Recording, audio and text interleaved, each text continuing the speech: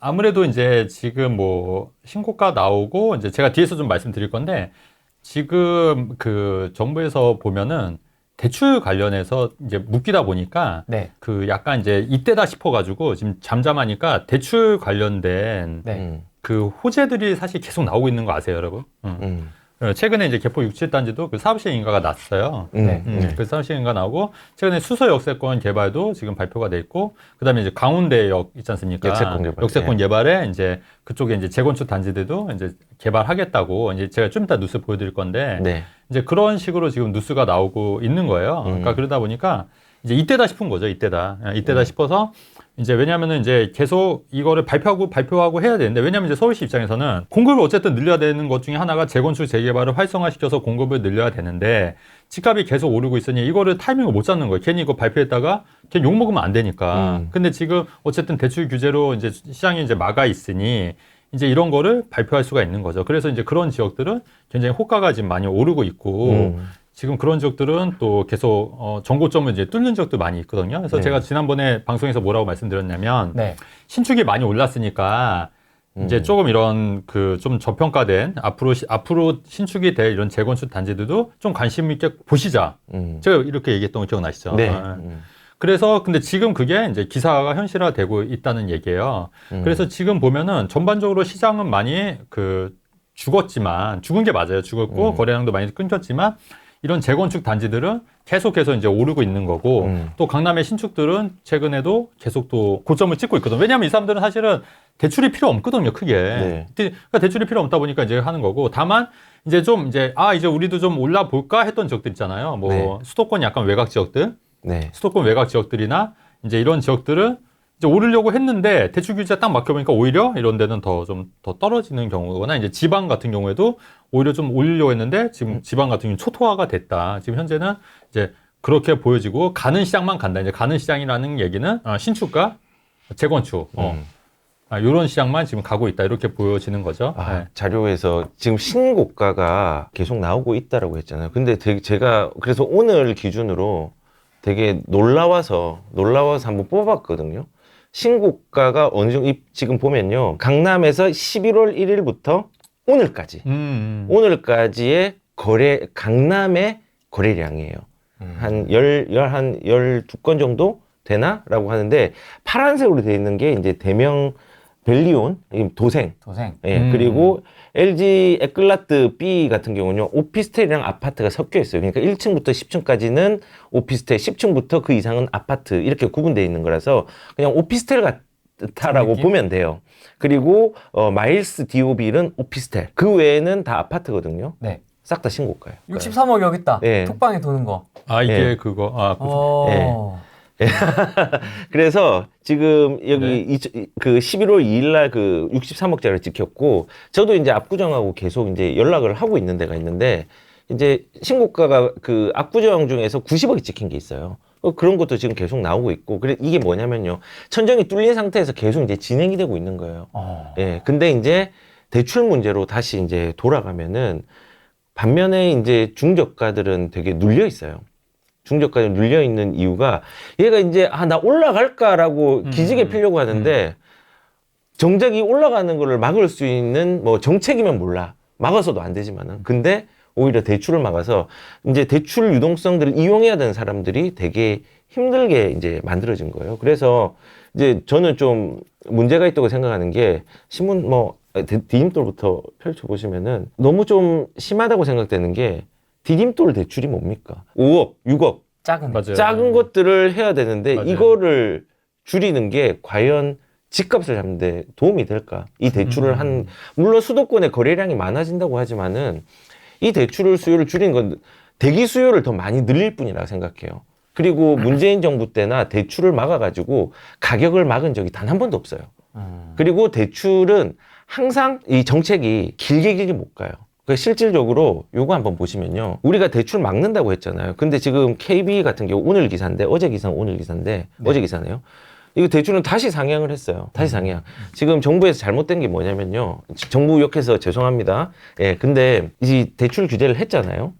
했는데 지금 상황이 어떠냐면요. 보통 대출 상품이 나갈 때 대출 상품을 누가 파는 줄 알아요? 은행이 파는 게 아니에요.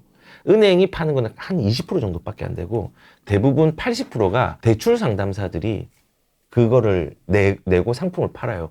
근데 이번 하반기 때 대출 상담사 상품 못 팔겠어요. 80%가 막힌 거예요. 은행에 있는 전세 자금도 막은 거예요.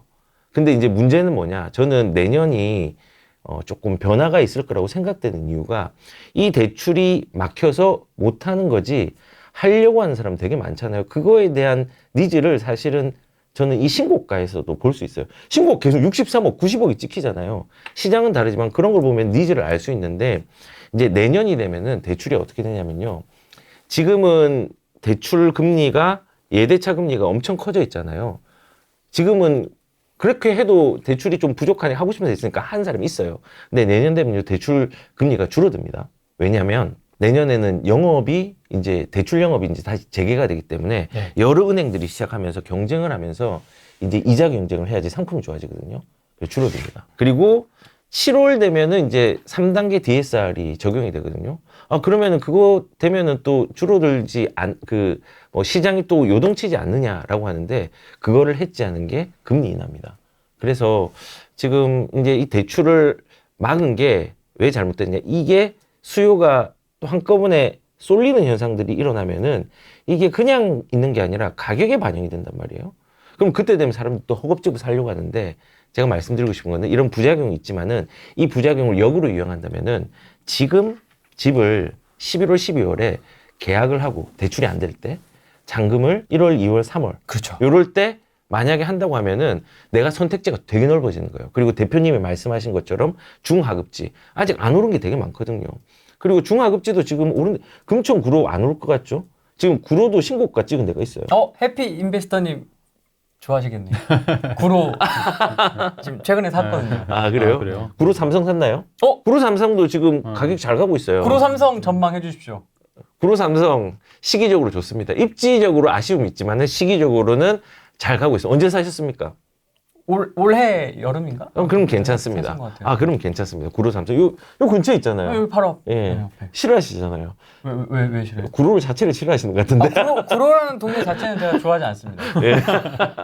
금천이나 구로에도 지금 고가로 올라간 데가 있고 이 이제 퍼짐 현상들이 내년에 유동성과 금리와 이런 부분들이 복합적으로 작용하고 지금 전세가도 좀 심상치가 않아요. 이제 조금 둔화됐다고 하는데 이 수요가 점점 축소되거든요. 왜냐하면 우리가 그 노무현 정부 때 종부세를 만들었잖아요.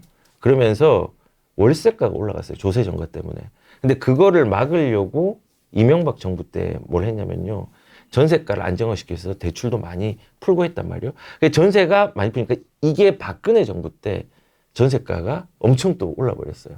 그리고 이제 전세가 지금 같은 경우도 전세가가 많이 올랐잖아요. 올랐는데 수요가 지금 줄어든 시기가 왜 그러냐면은 예전에 2020년 2년도에 가격들이 엄청 많이 떨어졌죠. 떨어졌을 때 전세가도 많이 떨어졌어요. 그러면서 그때 전세를 꼈던 다주택자들이 집을 많이 팔았어요. 급하게. 그러면서 전세 수요가 줄어들었죠. 근데 그 줄어든 수요가 2024년도에 왔고 2023년도에도 지금 매매가가 좀 올라왔단 말이에요. 네. 그리고 전세가도 조금 주춤을 한 부분들이 계속 유지가 안 됐는데 수요는 줄어들었어요. 그러면 2025년도 내년에도 전세가 저는 모자랄 거라는 생각이 좀 들어요. 그래서 전세도 움직일 거고 그다음 매매가는 대기 수요들이 올라갈 거고 금리는 떨어질 거고 복합적으로 보면은 저는 이런 게 작용 반작용이 다 있다 생각하는데 그 작용 반작용으로 생각을 한다면 2025년도는 가격들이 사실은 떨어질 구석을 찾기가 되게 힘들어요. 사지 않을 이유가 없다. 그래서 저는 11월, 12월에 내가 원하는 선택지에 내 돈에 맞는 것들을 아직 많이 오르지 않은 범위 내에 진보하는 아파트를 사서 가는 거는 되게 좋다. 아까 말했던 네. 광운대 역세권 거기도 진짜 좋거든요. 저 거기 요즘 좀 추천도 좀 하는 광운대 데가 역세권 누가 얘기했었네 인터뷰에서. 그래요? 갑자기 지나가네. 네. 예. 근데 강원대 역세권도 거기 재건축 아파트가 있는데 제가 그거를 언제부터 추천했냐면요. 2017년부터 추천했어요. 조합 설립인가가 났을 때부터. 근데 걔가 이제 가시권에 드니까 더 지금 추천하고 싶은 거예요. 미미삼 사요? 미미사 말고요, 저는. 미미사 사도 괜찮아요. 근데 미미사는 시간을 들여야 되잖아요. 아직까지 너무 많으니까. 그러니까 거꾸로 역발상을 하는 거예요. 광운대 역세권에서 이제 분쟁이 있었지만은 이주 철거가 일어날 수 있는 아파트가 뭘까? 근데 그거를 따져봐야죠. 그러면 시간을 절약하잖아요. 1000세대가 가고 시공사가 광운대 역세권 개발의 시공사랑 그 아파트의 시공사가 똑같아요. 그러니까 둘이가 시너지가 나겠죠. 시너지가 나면서 둘이 부딪질 나버려요. 그러면은 여기가 지금 문제가 있지만은 가격도 싸. 들어가서 신축이 1000세대가 된다고 하면은 옆에 장인뉴타운 지금 개발되고 있지. 재건축되지. 아래도 이제 재개발되지. 그다음 옆에도 광운대 역세권 이제 또 분양하잖아요. 그런 것들을 복합적으로 생각하면은 싸고 좋은 데를 지금 많이 가져갈 수 있는 데가 되게 많습니다. 이거 어떤 분이 인터뷰할 때 지도 펴고 알려주셨는데 누굴까요, 여러분? 안 보셨죠? 오늘은 지도 안 펴야지. 네. 이거 되게 상세하게 얘기했는데 아무도 안 보더라고요. 아, 그래요? 중요한 얘기네. 되게 중요한 얘기인데 공통적으로 얘기해 주시네요. 네. 아, 그래요? 저는 이게 우리 멤버십에 한 1, 2년 전부터 추천했던 지 중에 하나였어요. 네. 그래서 뭐 아무튼 그렇게 이제 접근을 해서 네네. 11월, 12월을 흘려보내지 않았습니다. 왜냐면은 많은 사람들이 아무리 좋은 상황이라도 진짜 안 좋은 것만 찾으려고 하는 사람이 있고 아무리 안 좋은 상황이라도 좋은 거를 보려고 노력하는 사람이 있어요. 저는 후자가 돼야지 자산을 만날 수 있는 기회가 많다고 생각을 해요. 대표님은 그런 거 되게 잘하시는 것 같아요. 이렇게 좋은 거나 긍정적인 요소를 뽑아내는 걸 되게 잘하시는 것 같아요. 그렇게 긍정적으로 해야지 투자를 하실 때. 안 되면은 내가 죽지 않는 범위 내에서 범위 내에서 해보고 안 되면 또 다른 걸 하면 되죠. 원래 사업이든 뭐든 실패가 있어야지 개선을 해가지고 업그레이드가 되는 거잖아요. 근데 그 실패가 될 걸 두려워하면은 아무것도 안 돼요. 그래서 저는 긍정적으로 마음을 가지고 그 긍정적으로 보려고 하면은 기회의 폭들이 더 커진다는 생각을 많이 해요. 말 나온 김에 저도 네. 이제 하나 추천 단지 하나 하겠다. 추천한다고? 2020년도에 그 개포 6단지를 제가 18억에 사드렸었어요. 한번 볼까요, 지금? 보이십니까, 여러분? 네, 여기 한번 볼까요, 지금? 아마 제일 작은 평수였을 것 같은데, 지금은 얼마죠? 지금 좀 작은 평수가 2020년도에 사드렸으니까. 뭘 봐야 되는 거죠? 잘 기능을 면적을. 기능을 잘 몰라가지고. 그냥 뭐 보면, 아마 그때 사드려서 이제 지금 했으니까 지금 한 7억 정도 한 6, 7억 정도 오른 것 같거든요. 그때 6, 7억 정도. 근데 여기가 좋은 게 뭐냐면 그 개포동역 있지 않습니까? 그죠? 이제 개포 5단지도 재건축을 해요. 근데 여기가 이제 보시면 아시다시피 1단지, 2단지, 3단지는 다 재건축이 됐고 뭐 이쪽으로 8단지 그쪽도 다 재건축이 됐고 이제 남은 단지가 이제 유일한 단지 중에 한 5단지, 6단지, 7단지만 있는 거예요. 근데 사실 여기가 그 역세권이라 더 좋아요. 왜냐하면 3단지나 2단지는 약간 좀 더 내려와야 되지 않습니까? 맞아요. 3단지가 대치 않아지고 대신에 이제 2단지, 3단지는 장점이 이게 공원이 껴 있어서 이제 그래서 너무 이제 좋더라고요. 정말 네. 좋습니다. 이거. 그리고 이제 1단지 쪽으로는 이제 1단지도 이제 굉장히 커서 요번에 이제 입주를 한 거고 그렇지, 여기가 다 1000세대. 좋고 네. 다 좋고 하고 이제 초등학교, 중학교 다 이제 들어와 있는 거니까 이제 좋고 이제 좀 내려오시면 이제 근데 입지가 봤을 때 5단지, 6단지, 7단지가 이제 하는데 이게 6단지, 7단지가 이제 그 같이 하는 거예요. 통합으로. 아, 그렇습니까? 통합으로 해서 세대 수도 좀 많아지고 하니까 그래서 이제 그 대모산 입구역에서 또 바로 역세권이거든요. 바로 역세권이고 개포동역에서 이제 5단지도 물론 괜찮은데 6단지, 7단지도 이제 괜찮고 이제 아직 이제 시공사 선정은 지금 뭐 삼성이나 현대로 되지 않을까 그렇게 지금 되고 있는 거고 그래서 여기가 좀 생각보다 빨라질 수도 있을 것 같아요. 그러면 입주 시기도? 5단지보다 6, 7단지가 더 빠릅니까?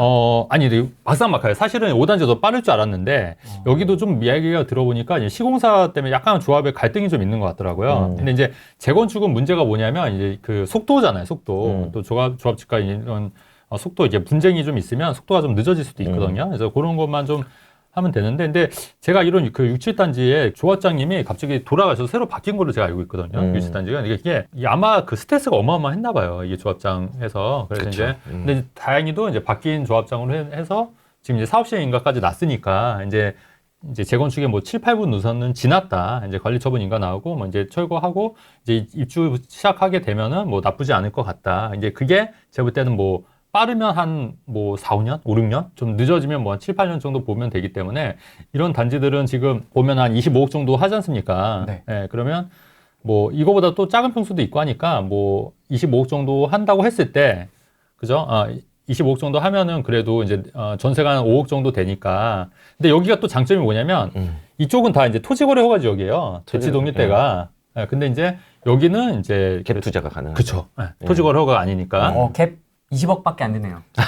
그러니까 이게 여유가 좀 있으신 분들, 여유가 있으신 분들은 이런 데 좀 관심 있게 보시는 것도 왜냐면 삽싱인가 났으니까 좀 빨라질 수 있겠다. 아까 제가 해외파, 네. 국내파인데 네네. 거꾸로 이제 강남파, 비강남파로 재건축을 그렇죠, 소개시키는 그렇죠. 거예요. 그러네요. 왜냐면 그러네요. 그러니까 왜냐면 제가 대칭해서 말씀드리는 거예요. 네. 또 하나만 또 얘기하면 또 재미없잖아요. 또 네. 그러니까 이게 또 강북 얘기했으니까 저는 이제 일부러. 강남 얘기하고 그럼요. 이게 큰 그림이 그럼. 너무 멋있는데요. 밸런스를 그렇지. 맞춰주는 밸런스 거네. 맞춰야지 그럼. 어떻게 좀 보세요? 너무 많이 올라서 이제 네. 재건축 보시는 분들도 꽤 많아졌는데. 오, 그렇죠, 왜냐면 네. 얼죽신으로 해서 네. 신축이 엄청 슈팅을 했지 않습니까? 맞아요. 이제 약간 조정을 하긴 했지만 여전히 네. 신고가 계속 찍고 있고. 네네네. 재건축 좀 어떻게 보세요? 재건축 굉장히 바람직하게 받아요. 서울 재건축. 네, 서울 재건축 굉장히 좋게 보고요. 지금 이게 25억이지만 이게 나중에 3, 4평 아파트 추가 분담금 감안해도 이게 다시 나중에 뭐 3, 40대로 3, 40억 이렇게 오를 수 있기 때문에 네. 충분히 저는 투자 메리트가 있다. 지금 물론 이제 좀 오른 건 있지만 그리고 이제 2020년도에 사신 분은 정말 잘 사신 거고 그때 사셨지만 지금도 여전히 좀 기회는 있다. 그리고 딴 상대적으로 네. 신축보다는 좀 덜 오르는 게 맞거든요. 네. 그래서 아직까지 기회가 있다. 그러니까 여기랑 같이 보실 때가 수서 역세권 그렇죠. 주변에 네. 있는 푸른 마을이라든지 거기가 싸거든요. 좀 올랐긴 했지만은 맞아요. 거기가 이제 네. 종상향이 돼요. 원래 맞아요. 이제 층수가 낮아서 2종이었어요. 그러니까 2종은 원래 법상에서 250까지밖에 용적률을 못 올리는데 맞아요. 서울시 조례에서 조금 낮아져 있지만은 얘를 3종으로 하기로 했어요. 3종으로 하고 개발 계획들을 좀 발표를 하고 있는데 수서 역세권에서 요까지 와야 되거든요. 요 옆에 쭉 옆으로 그렇죠. 요쪽 이런 동 쪽. 요 동네가 지금 그래도 정주 여건들이 됐고 용적률이 되게 낮아요. 이런 뭐 이런 맞아요. 가람이라든지 이런 아파트. 여기. 맞아요. 예, 네, 그래서 맞아요. 여기가 그래도 이제 지역으로 따면 개포동도 이제 신축이 많이 일어난 지역인데 여기만 유일하게 신축이 안 일어났어요. 맞아요. 그래서 용도 지역에서 종상향이 된다고 하면은 우리가 사업성이 나오잖아요. 그리고 용적률도 낮고. 그래서 이런 지역들을 뭐 60대, 70대 분이나 이거 중공까지 기다릴까 하면은 저 세상에서 볼 수 있으니까 한 좀 생애 주기가 조금 젊으신 분들이 40대? 예, 30대, 40대 40대? 정도가 바라보면은 나쁘지 않은 맞아요. 또 대상지가 될 수 있는 거예요. 예. 여긴 갭이 얼마죠? 여기는 들어가야 됩니까? 실거주해야 됩니까? 여기는 실거주를 안 해도 됩니다. 여기도 안 해도 돼요. 예. 예. 여기도 토지거래 허구액이 아니에요. 갭 15억. 예. 아까 거기보다는 좀 적으니까, 그러니까 네. 여윳 돈이 좀 없다고 하면 저도 정말 동감하는 게 제가 안 그래도 요거 기사 갖고 왔었거든요. 가져왔었어요? 네, 수서 개발에 이제 그렇구나. 준들 한우에서 실제로 이제 여기서 많이 물량도 많이 없어지고 그래서 이제 여윳돈이 좀 안 돼. 아까 그 질문에 뭐 잠시주공이랑 개포 유치단지 어떠냐고 물어보시는데 자금이 되시면 잠시주공 5단지가 낫죠. 근데 이제 제가 말씀드리는 건 자금이 조금 부족하다. 근데 이제 이거를 뭐 무리해서 살 건 아니고 그러면 이제 조금 약간 개포동 쪽 가는 게 맞을 것 같고 개포동 살 돈이 조금 부족하다. 그러면 이제 이런 수서 이론동 쪽도 저는 굉장히 좋게 보고 있기 때문에 이런 데도 굉장히 빨라질 수 있고 또 이제 지금 정부에서 지금 밀고 있는 지역이에요. 서울시에서.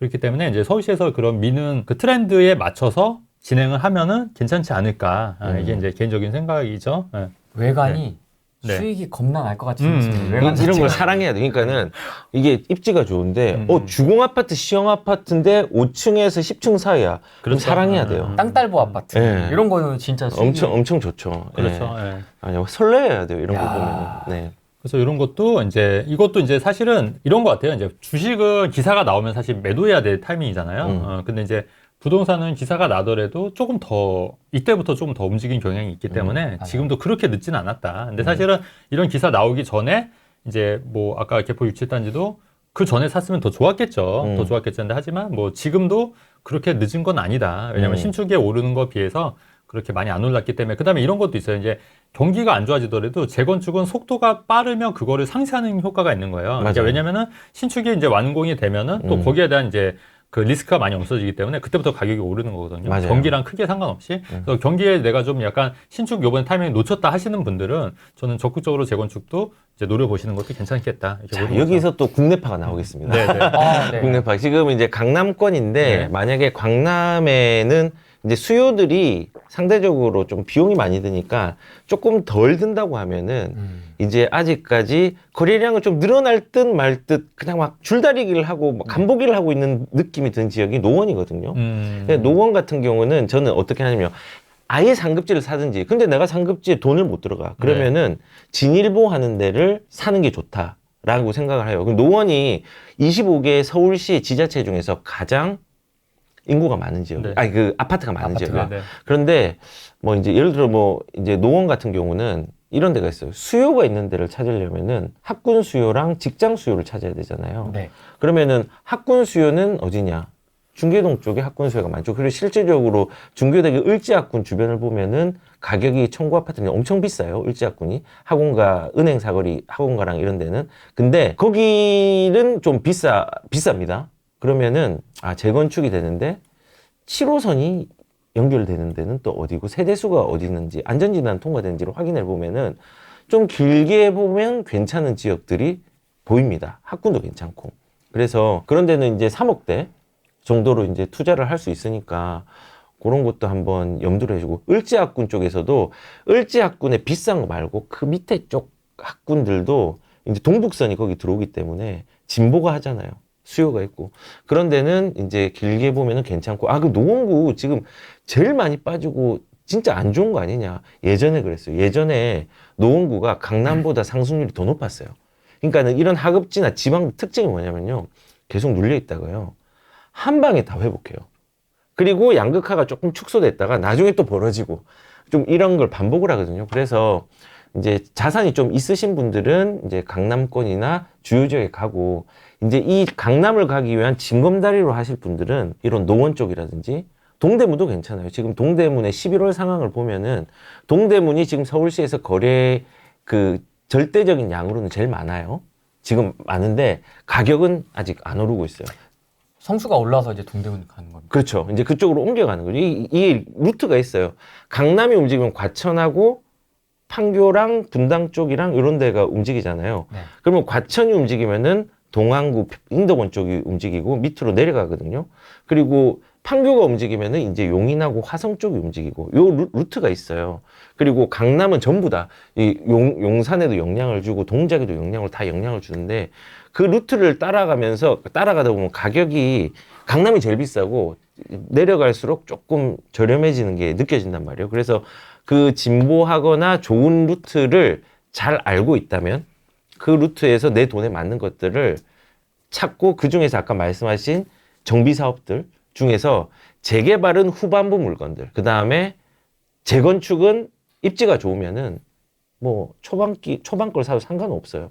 그렇게 이제 돈에 맞는 걸 찾는 과정들을 거치면은 좀 좋은 또 물건들을 많이 발견하지 않을까. 그래서 제가 멤버십에 그런 걸 하거든요. 시기적으로 뭐 강남 6선 뭐 아니면은 지금 3억대의 6선, 2억대 6선, 1억대 6선. 그러니까는 시기적으로 딱 괜찮은 물건들이 있잖아요. 네. 파인 다이닝. 예, 그 입은한지 안 한지 뭐 이런 것들을 확인할 수 있는 그런 것들도 이제 한번 마련을 하고 있는 거예요. 그래서 시기적으로 이제 그것도 이용하면 좋죠. 진보하는 것들은. 트렌드를 우리가 이제 프리랜티브에서 많이 얘기했을 때 네. 제가 이제 트렌드 뭐 신축 트렌드에 관련해서도 많이 얘기했었잖아요. 한 1, 2년 전만 하더라도. 근데 그게 이제 됐고, 그 다음에 뭐 소형 평형도 사실은 저는 소형 평형도 나쁘지 않다고 좀 봤던 거고, 그 다음에 뭐 둔촌주공 관련해서도 저는 둔촌주공도 괜찮다고 말씀드렸던 거고, 근데 이제 제가 보는 견해는 당분간은 이제 재건축 트렌드가 좀 오지 않을까. 왜냐면은 신축은 좀 어느 정도 올랐고 대출 규제에 막혀 있지만 또 이제 재건축에 대한 그 신축에 대한 열망이 또 재건축으로 드러나서 그다음에 이제 서울시에서도 이제 재건축 재개발 관련해서는 조금 더 빨리 하려고 좀 진행하고 있기 맞아요. 때문에 그런 트렌드에 맞추면 좀 재건축 트렌드가 좀 앞으로 오지 않을까. 네, 이런 게 제 개인적인 생각입니다. 재건축 인기 좋은 것 같아요. 왜냐하면 지금 메인이 된 데가 딱 네. 세 군데를 뽑으면은 첫 번째가 네. 강남, 네. 두 번째가 여의도, 세 번째가 목동이거든요. 네. 다 인기가 좋아요 지금. 그럼요. 네, 네. 네. 다 입지도 좋고 한 데서. 그러면 그 두 분께 오시는 분들, 수강생 분들이나 뭐 멤버십 네, 네. 분들이 네. 재개발 얘기는 안 하세요? 재개발 얘기 많이 하죠. 두 분 다 지금 재개발 얘기를 안 꺼내시길래 아, 궁금해서. 네네네. 왜냐면은 이제 뭐 재건축도 어차피 새 거 될 놈이지만 네네네. 그거 정도의 투자금은 좀 녹록지 않고 네네네. 급지를 또 포기하기가 쉽지 않은 분들이 네. 있지 않습니까? 네. 그래서 이제 재개발 쪽을 좀 많이 네. 보시는 분들이 많은데 네. 재개발에 대한 생각은 좀 어떠십니까? 현재 분위기에서? 형님 먼저. 네네. 그 재개발 관련해서 저는 이제 개인적으로 조금 이제 재건축을 좀 더 선호하는 편이고, 왜냐면 재건축은 이런 게 있는 것 같아요. 그 입지가 좋은 재건축은 경기가 안 좋아도 안 떨어지는 것 같아요. 그러니까 우리가 이제 쉽게 말하면 음마 같은 경우에도 음마 아파트도 사실은 재건축 그 진행이 안 됐지만 그렇다고 가격이 떨어진 건 아니거든요. 이번에 신고가 찍었어요. 네, 개포 67단지도 어쨌든 가격이 더 떨어지는 않는데 근데 재개발은 그 약간 더 좀 변동폭이 크다고 해야 되나? 그러니까 사업 속도나 이런 거에 따라서 변동폭이 좀 더 크기 때문에 그 다음에 이제 그 물건 갖고 좀 장난질하는 데도 좀 많이 있어요. 재개발 같은 경우에는 이제 재건축보다는 좀 더 장난치는 데도 있고 그래서 그런 게 조금 그러니까 장난을 친다는 의미가 뭔지 아시잖아요. 뭐 가격을 조금 더 올려서 한다거나 그렇죠. 중간에 네. 좀 먹고. 네네네. 이제 그런 장난하는 물건들이 꽤 있어서 이 서로 신뢰를 못 하는 거예요, 또.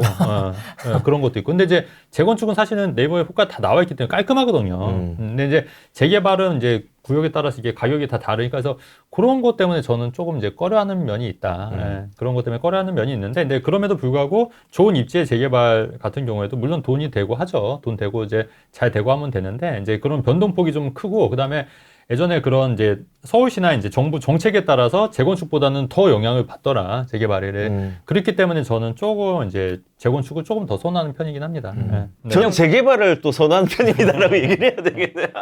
아니 저는 둘 다 좋아하는데 네. 정비 사업 자체를 네. 저는 이제 이 컨설팅 할 때 되게 중요한 요소로 놓고 있거든요. 네. 근데 이제 재건축은 아까 말한 것처럼 이제 재건축의 개념은 노후된 건물 있고 인프라가 좋은 곳에는 재건축이 대부분 그렇죠. 되고 그래서 강남에 대부분이 전부 다가 재건축이고요. 송파도 전부 다가 재건축인데 다만 거여 마천 요쪽이 그냥 재개발이었어요. 인프라가 되게 안 좋았잖아요. 그래서 재개발은 안 좋은 데가 아파트가 되고 인프라도 좋아지는 거고 재건축은 그냥 건물만 깨끗하게 이제 지어지는 거예요. 저는 이제 수익률로 봤을 때는 재개발이 훨씬 높았다라는 생각이 들어요. 수익 규모는 재건축이 높은데 수익률 자체는 빌라에서 아파트로 간다랑 그냥 노후된 아파트에서 아파트로 간다. 어떤 게 폭이 클까를 생각하면은 재개발이 훨씬 더 클 수 있다는 생각을 해요. 근데 다만 재건축 아까 말씀드린 것처럼 초기 재건축 사도 괜찮아요. 근데 재개발은 워낙 무너지는 데를 많이 봤어요. 그렇죠. 워낙 무너지. 저번에 제가 한번 방송 때 거의 178개인가가 10년 동안에 해제된 재개발이에요. 맞아요. 엄청 많이 무너지거든요. 시장이 안 좋으면요. 사람들이 현금 청산하자고 하는 데가 재개발이에요. 현금 청산 안 좋은 건데 그때는 시장이 안 좋으니까 현금 청산이 더 유리하다고 얘기를 하거든요. 그래서 재개발은 우리가 이제 절차가 있잖아요. 지정이 되고 그다음에 추진위가 되고 조합 설립이 되고 사업 시행가 되고 관리 처분되고 이렇게 하는 과정이 있잖아요. 그러니까 조합 설립이 된다는 건 이제 주체가 만들어진 거고 그다음에 사업 시행가 된다는 거는 이제 계획 도면을 그린 거거든요. 그걸 승인한 거예요. 그 계획 도면을 나중에 어떻게 해야 되냐면요. 돈으로 만드는 게 관리 처분이에요. 그 관리 처분 이후에 돈과 계획이 만들어지면 이제 뭘 하죠? 이주 철거 착공을 하는 거거든요. 저는 이 계획이 완성된 단계부터는 그나마 조금 안전하기 때문에 그 단계 이후에 들어가는 건 괜찮다. 근데 비용은 조금 늘어나겠죠. 늘어나지만은 리스크로 돈을 회수 못하는 것보다는 돈을 조금 더 내고 안전하게 리스크 비용을 지불하고 하는 게 훨씬 낫다고 생각해요. 그래서 저는 재건축도 좋지만은 재개발은 후반부, 중후반부 이상의 물건을 사면은 나쁘지 않고 지금 제가 추천하는 물건들은 대부분 이제 관리 처분인가가 넘어갔는데 조금은 돈이 작게 드는데 그러려면은 서울은 들어가지는 못하겠죠. 근데 그런 데는 뭐 이제 경기도권에서도 저는 서울과 연결 잘 되는 경기도권에서도 좀 나쁘지 않은 데가 좀 있다고 한 3억, 4억만 있어도 할 수 있어요. 아니 근데 수익률로 봤을 때는 사실은 이제 재개발보다 분양권이 수익률은 더 높긴 해요. 그러니까 수익률로만 봤을 때는 그러니까 돈이 작게 들어가고 그렇죠. 크게 예, 되니까 예. 그렇죠. 그러니까 수익률로만 그러니까 이제 재개발로 이제 수익률로만 비교하면 저는 이제 분양권이 더 좀 월등히 높다고 보기 때문에 이제 분양권 같은 경우 그다음에 이제 실제로 이제 신규 입주하는 단지들은 이제 입주장 때 좀 많이 가격이 흔들리는 경우가 많이 있어요. 근데 이제 그럴 때는 감정가는 높은데 또 가격은 많이 싸게 하면은 사실은 내 돈이 거의 안 들어가는 경우도 제일 많이 봤거든요. 특히 무주택자 같은 경우에는 또 대출이 워낙 많이 나오니까 그렇게 따지면은 사실은 이제 수익률적인 면에서는 이제 분양권이나 이제 입주장 때 들어가는 것도 하나의 방법일 수가 있는 거죠. 네, 그래서 이제 그렇고 물론 말씀하신 대로 이제 좋은 재개발 같은 경우에는 근데 이제 재개발이 초기에 이제 진짜 아무것도 없을 때 들어가면 수익률이 정말 월등한 게 거의 마천 뉴타운 같은 경우에도 초기에 제 재밌는 얘기하면 아까 거의 맞춘 뉴타운 말씀하셨는데 네. 네. 거의 맞춘 뉴타운 이때가 이제 빌라들이 그때 막 1억도 안 했을 때였어요. 아마 제가 알기로는 한 2006년도 7년도였을 거예요. 네. 근데 그때 이제 거의 맞춘 뉴타운이 되면서 지정이 되면서 이 빌라들이 가격이 막 오르기 시작하니까 이 사람들이 이제 목동으로 또 넘어온 거예요. 목동으로. 근데 이게 빌라가 오르는 걸 한번 경험을 해봤지 않습니까? 그러니까 이 사람들이 갑자기 막 빌라를 막 사는 거예요. 이게 2006년도 얘기거든요. 2006년도. 네, 그러니까 이게 뭐냐면 한번 이제 경험을 한 사람들은 이제 그걸 미래를 그려지는 거예요. 아, 이렇게 해서 빌라값이 올랐구나. 그렇게 해서 근데 이제 목동은 이제 뉴타운이 되진 않았어요, 실제로. 근데 어쨌든 가격은 많이 올랐다는 거죠. 그래서 이제 그 거의 맞춘 뉴타운도 최근에 제가 이제 얼마 전에 가보니까 아직도 지금 허물진 않았더라고요. 말 나온 지가 벌써 2006년도니까 18년이 지난 거예요, 18년이. 왜 이렇게 더뎌요? 그러게. 그러니까 거의 맞춘, 근데 지금 이제 되긴 될 거예요. 여기도 되긴 되는데 아직도 좀 더디긴 하더라고요. 그래서 거의 맞춘 뉴타운도 입지상으로 봤을 때는 되기만 하면 굉장히 좋은 지역이라고 보거든요. 그렇죠. 네. 그렇죠. 그러니까는 송파가 네. 저는 세 개로 이렇게 나누면 잠실권하고 이제 오금 가락권하고 맞아요. 그다음에 이 거여 마천권으로 나누거든요. 네. 거여 마천이 되게 안 좋아서 그래서 재개발을 한 거예요. 네. 근데 이 재개발이 아파트로 변하면은 이제 여기도 사실은 가치가 높죠. 근데 여기서 저는 이제 첨언으로 좀 네. 조언을 하고 싶은 게 우리가 돈을 버는 데 있어서 시간도 생각을 해야 되거든요. 그렇죠. 네. 시간, 타임 이즈 골드잖아요. 그렇죠. 시간을 고려해서 초기에 재개발을 들어가는 게 나한테 유리할 건지 네. 아니면은 좀 후기에 가는 거를 조금 선택할 건지 이거는 자기 형편에 좀 따져봐야 되지만요. 재개발을 가져가면요. 어떤 문제가 있냐면요. 겁나 힘들어요. 맞아요. 오랫동안 가져가면 겁나 맞아요. 힘들어요. 예. 맞아요. 그래서 거의 인테리어 업자가 되죠. 예, 그래서 이제 좀 이게 내가 경험이 많이 없는데 시간 두면 되지 않은데 이 또 세입자 뭐 문제도 있고 그다음에 이게 또 뭐 총회 문제에서 뭐 좀 해산한다고 맞아요. 하고 비대위가 생기고 뭐 재건축도 있지만은 맞아요. 재개발이 조금 빡세더라고요. 그런 것 보니까. 같아요. 네, 그래서 그런 거를 극복할 수 있는 마인드를 가지고 초기를 가야지 안 그러면은 이거 좀 지나간 다음에 그 폭풍이 다 지나가고 좀 돈을 더 내고 그냥 가는 것도 유리하니까 이거는 자기의 성향과 시간에 대한 부분들을 결합해가지고 기회비용을 따지는 게 전 중요하다 생각을 해요. 네. 그렇죠. 그게 중요합니다. 맞습니다. 위례신도시가 성남, 하남, 서울이 합쳐져 있는 네, 거거든요. 맞아요. 맞습니다. 근데 사실 메인이 사실 성남 쪽인 거고, 근데 이제 북위례 쪽도 제가 최근에 좀 보니까 여기가 생각보다 가격이 많이 안 오른 것 같더라고요. 그냥 입주 이제 여기 볼까요? 13억짜리 한번 볼까요? 한번 볼까요? 그래도 좀 오르긴 했는데, 그러니까 제가 말씀드린 게 이제 새 아파트 2년차 기준으로 했을 때는 그 13억 8천 뭐 이 정도면 그렇게 13억 정도 하면은 가격이 생각보다는 좀 많이 안 오른 것 같더라고요. 왜냐면 입주 2년 차니까. 그래서 여기가 이제 위례신도시 북위례고 이제 다만 여기가 이제 단점이 뭐냐면 교통이 없어요. 골프장이. 네, 골프장이. 근데 성남 CC. 예. 그렇죠. 근데 이제 환경은 되게 좋아요. 여기가. 왜냐면 이제 그 맞아요. 녹지도 많고.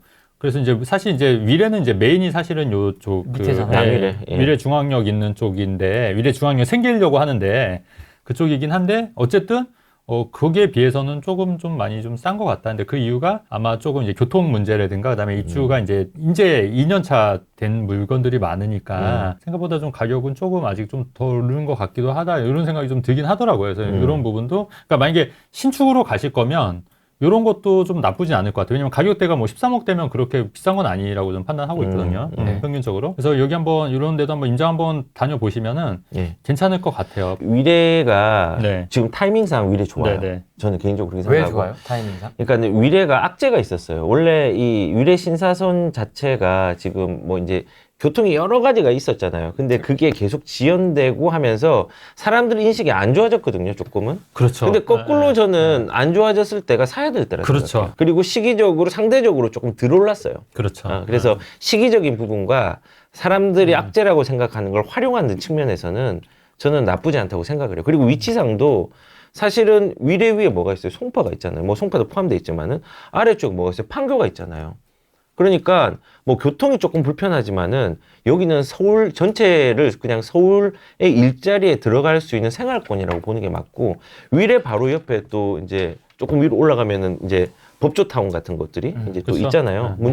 문정동하고. 그래서 뭐 가까이에는 자그마한 법조타운이라든지 문정 쪽이 있고 또 길게는 조그마한 잠실 가기도 편하고 그리고 이제 강남 가는 것도 교통에 대한 대중교통은 불편하지만은 그래도 문제가 없는 지역이기 때문에 제가 여기서 군대 생활을 했거든요. 없어졌어요. 여기 위례신도 때문에 제 군대가 사라졌어요. 아. 제가 이제 행군하던 데가 이 성남 CC 아, 진짜로요? 이쪽으로 여기 남한산성 쪽으로 가고 이랬었거든요. 네, 혹시 아십니까? 여기 특전사가 있었던 거? 특전사 그래요? 나오셨습니까? 특전사 옆에 육군종합행정학교 나왔습니다. 아, 근데 왜 특전사를 그러니까, 먼저 꺼내십니까? 아, 기대감을 주기 하고 웃음을 주기 위해서. 재밌는 상황이에요. 뭐냐면 거래량은 9월을 찍고 7월을 찍고 조금씩 내려왔잖아요. 2,800건대, 900건대로 내려왔어요. 거래량이. 네. 그리고 지금도 아직까지 겨울이에요. 근데 되게 재밌는 건요. 이제 저저번 달에 하락 거래 비율이 조금 더 상승 거래 비율이 많았어요. 근데 지금요. 매주 집계해 보니까 상승 거래율이 더 많아지고 있어요, 지금. 지금 상승 거래율이 더 많아요. 하락 거래율 비율보다. 그래서 우선 이제 모든 지역은 아닌데 그 비율이 많아지는 지역을 궁금하시면 이번 주 월요일 날 제가 실시간으로 했던 데서 지역을 다 말해놨습니다. 그거 참고하시고 그렇게 늘어난다는 부분들이 재밌는 거예요. 거래량이 줄었는데 상승 거래 비율이 늘어난다. 그러니까. 그거는 나 지금 사고 싶다라는 심리인데 지금 그런데 조금 무서워. 심리적으로 불안해라는 것들이 조금 반영이 되어 있는 것 같아요. 그래서 시장의 상황에 지금 제가 생각할 때는 저점이 9월달이 저점이었던 것 같고 10월달은 거래량이 조금 더 올라왔어요. 3,000건대로. 그리고 11월달은 비슷하거나 조금 더 올라올 것 같아요. 지금 추이를 보면. 그래서 이 추이들을 계속 보시면서 네. 내년을 좀 준비하는 게 필요하겠다는 생각이 드는 게 썰렁할 때 들어가야 돼요. 아까 우리 대표님도 말씀하신 것처럼 이런 그 우리가 기회에 어떤 걸 할 수 있냐면요. 로얄동 로얄층을 손쉽게 살 수 있어요. 상대적으로. 근데 이제 올라갈 때 되면요. 너도 나도 사니까 로얄동 로얄층을 쉽게 살 수는 없거든요. 아예 진짜 상승장이 로얄동 로얄층에 나오지도 않아요. 그래서 이제 지금 썰렁하다 거래량이 없다라고 하지만은 우리가 그 뒤에 의미를 찾아본다면 거래량은 부족해. 맞아요. 근데 상승 비율은 올라가고 있다. 이거는 또 내년 시장을 어떻게 될지에 대한 바로미터를 조금 세우고 가시는 것도 좋을 거라는 생각이 좀 듭니다. 저도 이제 좀 말씀하셨고 저는 좀 더 덧붙이자면 네. 우리가 이제 만약 선진입을 하시겠다고 하면은 이제 이거는 대표님 말씀대로 좀 지금부터 금액을 찾아서 이제 하시는 것도 괜찮고 이제 제가 이제 보면은 부동산인데 좀 올라주려면 이제 저는 이제 주식이 좀 먼저 올라줘야 된다고 봐요. 그래서 왜냐하면 이제 선행지표가 주식이다 보니까 근데 지금 주식도 좀 많이 눌려 있는 편이고 그래서 주식이 좀 어느 정도 올라갔을 때가 이제 부동산이 바닥을 다지고 다시 이제 올라가는 순서가 아닐까. 그래서 제가 근데 그건 물론 예외가 조항이 아까 재건축 단지라든가 아까 말씀하신 이제 중저가 아파트라든가 이제 이미 바닥권에 진입 이제 오르지 않은 것들 이런 것들은 사실은 지금 싸서 묻어놔도 괜찮은데 이제 일반적으로 좀 이제 살까 말까 긴가민가 좀 가격이 오른 지역들은 이제 주식 시장을 먼저 좀 오르고 나서 이제 하는 것도 좀 시간적으로 조금 더 할 수 있겠다. 근데 이게 사실 어렵긴 해요. 왜냐면은 이 타이밍을 딱 맞추기가 정말 쉽지는 않거든요. 근데 그러다가 또 갑자기 또 오르는 경우도 있기 때문에 그래서 그런 게 싫으면 지금부터 이거는 대표님 말씀처럼 좀 먼저 들어가는 것도 선진입하는 것도 나쁘지 않겠다. 네, 이렇게 생각하는 거죠. 그래서 지금 이 얘기를 하는 도중에 클라디아님께서 매도 계획이 있는데 그럼 내년으로 미뤄야 할까요? 라고 이제 얘기를 해주셨잖아요. 근데 서울이시겠죠? 그러니까 이게 조금 차이가 있는 게 뭐냐면요. 만약에 지금 오르지 않은 중저가의 아파트 뭐 그런 정도 6억대, 7억대, 뭐 5억대 요런 아파트면요. 내년으로 미루는 게 저는 맞다고 생각하고 근데 진짜 안 좋은 아파트 예를 들어서 저기 지방에 있는 막 1억짜리 아파트인데 매도 타이밍을 좀 늘려야 될까요? 지연해야 될까요? 하면은 그거는 지금 바로 팔아서 옮기는 게 낫고 지금 서울이라고 하셨잖아요. 서울 어디십니까? 정확하게 네. 얘기해 주시면 네. 조금 더 자세하게 아마 코멘트가 나올 수 있을 것 같습니다. 두 분이. 그래서 서울이면은 지금 내년으로 미루는 게 아니라 이제 현금이 있으면 대체적 중계동은 가지고 있으셔야 됩니다. 예. 이거 확실하게 나오죠? 네. 중계동은 가지고 있으셔야 됩니다. 예, 시기상으로. 근데 이제 이게 매수를 내가 5년 전에 했느냐, 그다음 7년 전에 했느냐에 따라서 그리고 플러스 내가 현금을 3억 이상 가지고 있다. 그러면은 지금 갈아타도 상관없어요. 중계동에 집을 지금 그 팔아서 요거 상급지로 옮기는 게 낫고 내가 돈이 하나도 없어요. 그러면은 기다리는 게 맞아요. 네, 기다리는 게. 파시려는 또 이유도 궁금하네요, 그죠? 네. 어떤 이유로 파시려는지도 좀 그렇죠. 궁금하고 네. 비과세나 이런 건 뭐 맞춰놓으실 그렇죠. 수 있을 네. 것 같고. 네. 네. 어, 아무튼- 질문이 또 하나 있습니다. 대표님, 서초 이동 신동아에 2015년에 움직여 자꾸 15년에 매수한 레미안 STD 2017년 매수 전세 놓고 있음. 가지고 있는데 하나네요, 하나. 쭉 가지고 가지고 있는데. 가지고 가는 게 좋을까요? 일단 올해부터는 하나는 멸실이라 종부세 버틸 수 있는데요. 어렵네. 자, 우리 강남보이님, 우리 네. 형님. 강남 뭐 갖고 버티실 수 있으면 어차피 몇 시 돼서 이제 종부세가 이제 좀 그 낮아진다고 하시니까 예. 뭐 2개 다 갖고 가셔도 괜찮을 것 같은데요. 근데 이제 다만 이제 강남에 2개면 이제 아시다시피 이제 양도세 중과가 그게 이제 폐지가 된 건 아니에요. 그 유예가 된 거여서 그 기간에 지나면 사실 저는 이제 유예를 해줄 거라고 보긴 하는데 만약에 유예가 안 되면은 사실 중과가 되는 부분이 있지 않습니까? 이제 20%가 더 중과가 되는 거예요. 그래서 그런 부분도 같이 고려하셔서 결정을 하셔야 될 것 같아요. 그러니까 저는 이제 유예를 된다고 보는데 그 유예가 안 될 경우도 있기 때문에 강남의 두 채 같은 경우에 왜냐하면 강남 3구랑 용산은 이제 조정지역이기 때문에 중과 유예는 중과는 아직도 해당이 됩니다. 다만 유예만 됐을 뿐이에요. 예. 그렇게 그것만 보시고 그거 보시고 판단하시고 만약에 팔았으면 또 뭘 살까도 이제 고민하셔야 될 것 같은데 좀 기다렸다가 하시는 것도 나쁘지 않을 것 같은데 아까 그 세금적인 부분만 좀 고민하시면 좋을 것 같아요. 지금 요새 우리나라 주식시장이 되게 안 좋다 얘기하잖아요. 야, 최악이죠. 네, 그리고 삼성전자도 보니까 그 오늘은 좀 오르는 것 같던데 어제 봤을 때 거의 바닥권이잖아요, 바닥권. 그래서 저도 삼성전자 좀 갖고 있는데 그래서 저는 역발상으로 오히려 지금 국내 주식시장을 좀 장기적으로 관심을 갖는 거는 또 나쁘지 않을 것 같다. 왜냐면 지금 모든 전문가들이 다 국내 주식시장 안 좋다고 얘기를 하잖아요. 그다음에 뭐 다 비트코인 사야 된다, 뭐 해외 주식시장을 해야 된다, 뭐 다들 말씀하는데 그리고 제가 또 하나 할 얘기 있는데 국내 주식 관련해서 제가 이제 프레이에서 네이버 얘기했었잖아요, 네이버. 네이버 네. 얘기했죠. 네, 네이버. 근데 네이버. 이제 플러스로 전환했어요. 이게 계속 지지부진했었거든요. 네. 그래서 이게 왜냐면 그 방송에서 이런 거 주식 얘기하기가 굉장히 부담스럽더라고요. 그렇죠. 근데 오늘 좀 많이 올랐어요. 지금 3.68%. 그리고 이제 저도 보니까 이제 7, 8% 정도 오, 이제 좀 수익이- 올라왔네요. 네, 그때보다는 그때 얘기했을 때가 거의 바닥권이었어요. 사신 분들도 혹시 있으시면 그래도 욕은 안 먹겠다. 네, 아직까지는. 정배열로 자리 잡는 중. 네네, 맞아요. 네, 그래서 와, 정말로. 그래서 네이버도 좀 요새 보니까 좀 잘 하려고 정신 차리려고 많이 좀 하는 것 같고요. 네. 그 다음에 사실 요건 또 재밌는 얘기 하나 하면은 네. 네이버랑 또 몇 가지 종목은 제가 이제 공부해서 이제 했던 종목이고 네. 그 두산이라고 있어요, 두산. 저희 그 라운지에서 촬영했는데 통편집한 거 있습니다. 그래요? 맞아. 그거고. 그때 네. 못 보여드렸는데. 두산은 사실은 이거는 그 제가 공부해서 산 건 아니고 와, 뭐야 이거? 네, 모 유튜버를 그냥 보고 그분이 워낙 이게 확신을 갖고 얘기를 하시길래 한번 좀 사봤거든요.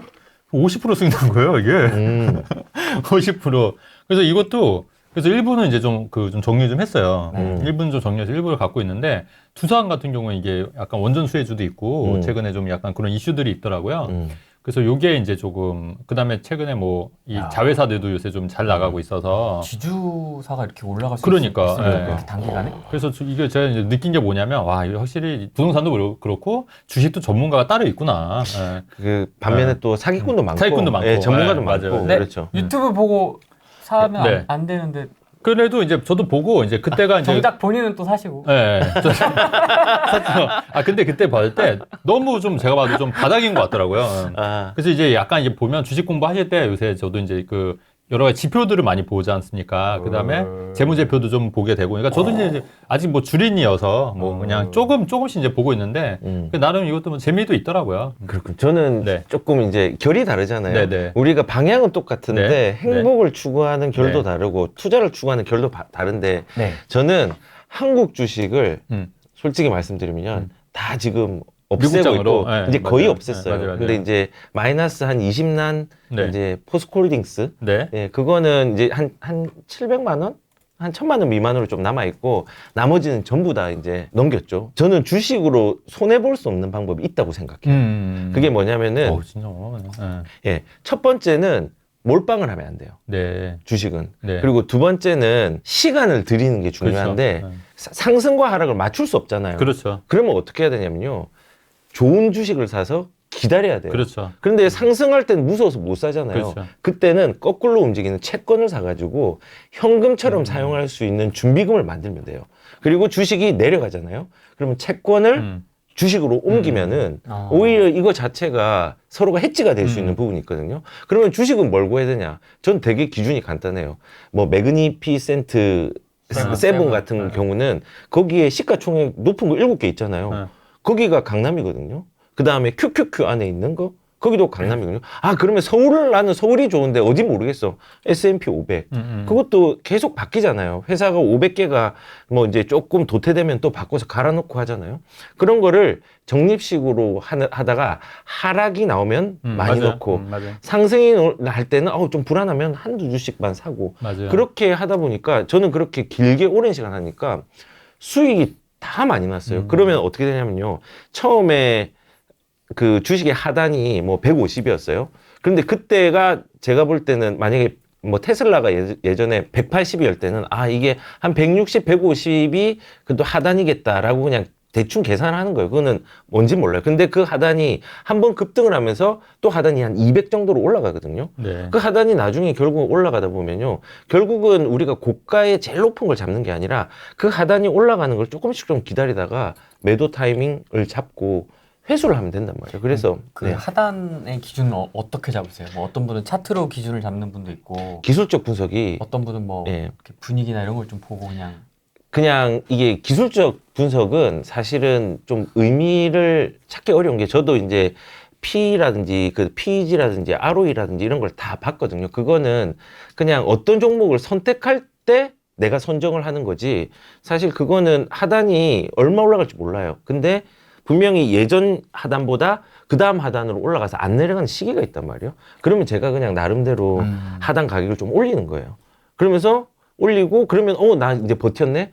몇 번 하단이 올라가다 보면 어떤 현상이냐면 나 지금 안전해. 얘가 지금 10% 떨어져서 내 것까지는 안 오겠네라는 느낌이 든단 말이에요. 그러면 이제 또 평온하게 이제 투자를 하는 거죠, 그냥. 그리고 1년에 한 번씩 세금이 있으니까 250만 원 공제 받아야 되잖아요. 그 공제 받을 거는 내 선물로 조금씩 수익 내서 받고 그렇게 하는 게 안전하다 생각하고 국내 주식도 좋긴 한데 이 사이클이 너무 길어가지고 나 박스권에 있어가지고 이런 건 있는 것 같아요. 이제 네. 국내 주식은 이제 어쨌든 그 비과세지 않습니까? 양도차익에 네. 대해서는 비과세인 거고 지금 뭐 금투세 관련해서도 뭐 설왕설래가 있었는데 이제 폐지한다는 쪽으로 이제 가닥을 잡은 것 같고, 근데 이제 해외 주식은 아시다시피 이제 22% 이제 양도소득세를 내야 그렇죠. 되니까 이제 그런 부분이 있는 대신에 이제 그 보니까 미국 주식 같은 경우에는 이제 분할이라든가 이런 걸 잘 안 하는 것 같아요. 그다음에 이제, 예쁜요? 네. 근데 이제 우리나라는 이제 뭔가 좀 잘 되면은 자회사로 또 나가. 이게. 네. 뭐 카카오도 했다가 뭐 이게 잘 되니까 분할해서 이제 하니까 빠져나가면 그러면 기존 주주들은 이제 그 혜택을 못 보는 거잖아요. 자회사로 나가는 거니까. 자꾸 그런 일이 있다 보니까 사람들이 이제 국내 주식시장의 굉장히 좀 이제 좀 환멸을 느끼는 것 같기도 하고. 분할하고 또 뭐 하려고 그러면 유증 갑자기. 그렇죠. 유증 때리고 갑자기 전환사채 발행 막.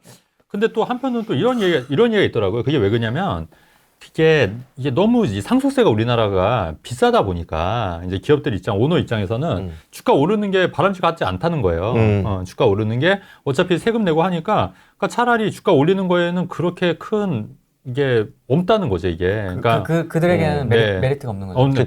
그러니까 그렇게 따지면 이제 지금도 상속세도 뭐 폐지하겠다고 했다가 그 얘기가 나왔다가 지금 어째 또 이렇게 들어갔잖아요. 그다음에 뭐 미국 같은 경우에 트럼프 같은 경우에는 이번에 법인세 인하도 공약 중에 하나더라고요. 네. 그래서 그러니까 우리나라도 조금 더 우리나라 주식을 살려야지 환율이 내려가요. 우리나라 주식을 살려야지. 왜냐면 지금 우리나라 주가가 떨어지니까 환율이 지금 1,400원 계속 올라가고 있잖아요. 외국 자본이 지금 삼성전자에 있는 외국 자본들이 다 빠져나가고 있는 거거든요. 그러니까 지금 우리나라 주식을 살리려고 하면은 환율을 낮추고 살리려고 하면은 우리나라 주식시장이 살아나는데 그럼 살아나려고 하면 어떻게 해야 되는지를 좀 당국에서 연구를 좀 해야 될 것 같다는 얘기죠. 근데 이게 워낙 저는 이게 국내파 해외파 느낌이 지금 갈려 있는데 네. 이게 그 사실은 환율이 지금 미국이 환율이 올라가면서 블랙홀처럼 자산을 빨아들이고 있거든요. 그러니까는 이게 우리나라의 자국적 자생책 주식도 중요한데 그게 이제 한계가 좀 있는 것도 있지 않을까라는 생각도 좀 들긴 하는데. 대표님 트럼프 표정 보세요. 지금 네네네. 지금 장난 아닐 것 같은 표정이잖아요. 그쵸, 지금. 그쵸. 다 네. 뒤졌어 니네. 네. 우리 아메리카만 살 거야. 네네. 이 표정인데. 그러니까 제 생각은 이런 거예요. 그러니까 이게 항상 우리가 이제 역발상으로 생각을 하자면 역발상. 역발상으로. 좋습니다. 역발상. 그러니까 이제 다들 그렇게 하는데 우리가 이제 쉽게 말하면 한창 때 막 공무원 엄청 바람 불 때 있었잖아요. 공무원 교사들. 근데 지금 공무원 교사하신 분들이 엄청나게 지금 후회하신 분들도 있단 말이죠. 엄청나게 힘들어하시고. 힘들어요. 왜냐면 이게 안 올라가니까. 근데 그 당시에 공무원 시험 안 하고 삼성전자라든가 이렇게 좀 대기업에 가신 분들은 연봉이 이제 어마어마하니까 차이가 너무 많이 벌어진 거예요. 그러니까 한때는 공무원이 최고인 시절이 있었고 교사가 신부감 1위인 때가 있었단 말이에요. 물론 이게 네. 지금도 나쁘진 않지만. 근데 그때 이제 한 번에 이렇게 몰려갔던 사람들은 지금 오히려 좀 안 좋은 케이스가 된 거예요. 오히려. 그러니까 우리가 항상 생각할 게 뭐냐면 사람들이 다 달려갈 때는 사실 먹을 거는 기회는 없다. 그렇다고 따지면은 지금 봤을 때 물론 미국 주식시장이 장기적으로 계속 우상향하고 우리나라처럼 이게 변동폭이 크지도 않고 그리고 이제 기업 친화적이다 보니까 이제 그런 것도 있지만 그렇다고 하더라도 우리나라도 이제 그런 거를 빨리빨리 보완해서 국내 시장을 좀 살리는 게 우리나라의 경쟁력에도 굉장히 좀 높고 또 환율 방어 측면에서도 유리하지 않겠냐는 게 제 개인적인 생각이고 이 개인 투자자들도 너무 지금 미국장 비트코인만 막 좋다 하니까 또 여기에 이제 뒤따라 가다 보면은 위험할 수 있는. 그쵸. 예, 수익이 이제 오히려 이제 꺾일 수도 있으니 그런 부분도 한번 유념해 보면 어떨까. 예, 이게 이제 제 개인적인 생각이라는 거죠. 해외파, 국내파, 네네. 코인파. 저는 비과세를 하고 국내를 할 거냐, 네. 양도세를 내고 그렇죠. 해외를 갈 거냐. 근데 근데 후자요. 저는 사실은 후자가 조금 좋다는 생각하고, 그다음 방금 말한 거 역발상이 뭐냐면은 따라갈 때 조심해서 따라가면 돼요. 그러니까 그렇죠. 그래서 몰빵을 하면 안 된다는 거예요. 그렇죠. 조심해서 따라가는 것도 이제 그 좀 역발상이 될 수 있는 그렇죠. 거고, 그리고 국내 주식도 좋고 해외 주식도 좋은데 개인적으로는 이게 취향의 차이인데 해외 주식이 우상향을 이제 미국 주식이 우상향 할 수밖에 없는 이유가 몇 가지가 있어요. 그러니까 지금 첫 번째 뭐냐면요. 우리나라가 부동산에 되게 관심을 가지잖아요. 왜냐면은 거의 60% 정도, 70% 가까이 많은 사람들이 부동산을 보유하고 있으니까. 근데 거꾸로요. 미국은요. 거꾸로예요. 70% 이상이 주식을 보유하고 있어요. 맞아요. 네, 맞아요. 왜냐면은 맞아요. 그 회사에서 주식을 발행을 하고 그걸 또 회사에 주기도 하지만은 네. 연금처럼 나중에 사용하기 위해서 주식을 꾸준하게 산단 말이에요. 네네. 그래가지고 이 주식이라는 안정성들이 정부에서 되게 민감하게 정치적으로도 하고 그래요? 재정의 건전성 맞아요. 자체도 네, 맞아요. 되게 좋아요. 그래서 주식이 내려가잖아요. 내려가면요 국가에서 관리를 해요. 좀 메가급 시총이 높은 것들은 떨어지지만 우상향을 해요. 그래서 그런 시기를 잘 활용하고 이용한다고 하면은 좀 안정적으로 갈 수 있다는 생각에서 저는 강남을 선택했습니다. 부동산도 사실은 강남을 사면 좋은데 사람들이 못 사는 거죠. 근데 주식은 강남을 살 수 있는 거예요. 그렇죠. 예. 그래서 제가 이제 생애 주기상 항상 얘기를 하거든요. 내가 인생을 한평생을 두고 투자를 어떻게 시작하고 어떻게 끝낼 것인가를 계획을 세운다면은 이렇게 세우면 될 것 같아요. 20대, 30대는요, 종잣돈이 없어요. 열심히 돈을 모으되 그 돈을 복리로 갈 수 있는 미국 주식을 적립식으로 지수를 추종하는 거나 뭐 좋은 시가총액 높은 거를 가져가라. 실제로 우리 편집자도 그렇게 해서 부동산을 옮겼거든요. 그러면은 이게 20, 30대의 프로젝트가 되는 거예요. 종잣돈 모으기 프로젝트. 그 다음에 30대, 40대까지는 어떻게 하냐. 그 종잣돈으로 부동산을 사고 주식도 조금 하지만은 그 부동산을 가치를 불리는 과정을 만들어라는 거고, 그리고 50대, 60대는 그 가치를 현금으로 구현할 수 있는 준비를 하는 거예요. 그래서 그 부동산과 현금의 균형들을 맞추는 시기를 만들라고 하거든요. 근데 이 플랜들이 다 전략들이 다르고 이제 약간 우리나라 주식 워낙 지금 현재 소외돼 있잖아요. 현재 지금 다른 데 이제 다 올랐는데 이제 많이 소외돼 있어가지고 이제 그런 측면에서 이제 좀 안타까우니까 좀 말씀을 드린 거지. 저도 이제 미국 시장이 뭐 워낙 다 좋다는 거는 다 저도 뭐 개인적으로 생각하는 거죠. 대표님 그 유튜브나 이런 걸 진짜 많이 봤고요. 예. 특히 이제 최진곤 대표님에 대해서 책도 좀 봤어요. 상담을 하기 위해서. 초록색, 좀, 초록색. 예. 네. 그래서 이제 이런 투자 스타일이 너무 공격적이고 네. 그래서 이제 저처럼 이제 좀 걱정되는 스타일은 좀 어떻게 해야 되는지 지금 좀 고민이 되는 게 예. 제가 지금 독산동에 그 독산역의 중앙하이츠 아파트를 지금 전세 주고 있거든요. 예. 지금 제가 살고 있는 곳은 예. 시흥 은계의 그 아파트에서 실거주를 하고 있고요. 은계지구. 예. 네. 그리고 광명 그 철산자이 헤리티지를 네. 분양권을 그 구매를 했어요. 그 남편도 자영업을 하고 저도 프리랜서다 보니까 예. 소득이 이제 아이들이 이제 고등학교 지금 1학년, 초등학교 5학년이다 보니까 예. 버는 소득에 비해서 돈이 너무 많이 나가는 거예요. 아, 저축률의 관점에서. 예. 네, 그래서 그리고 또 이번에 대출을 갈아타려고 했어요. 그 예. 처음에는 이제 실거주하고 있는 데에서 이제 그 거의 그 대출 금액이 한 2억 6천 정도 나갔는데 예. 철산자리 헤이리티지의 그 분양권을 구매를 하면서 예. 거기에 이제 대출이 있다 보니까 이번에 예. 대출을 갈아타려고 하는데 갈아타지를 못하겠는 거예요. 못하더라고요. DSR에 막혀가지고. 네. 그래가지고 고민이 되는 게 예. 지금 이제 중앙하이츠는 이제 지금 매매로 이제 집을 내놨거든요. 네.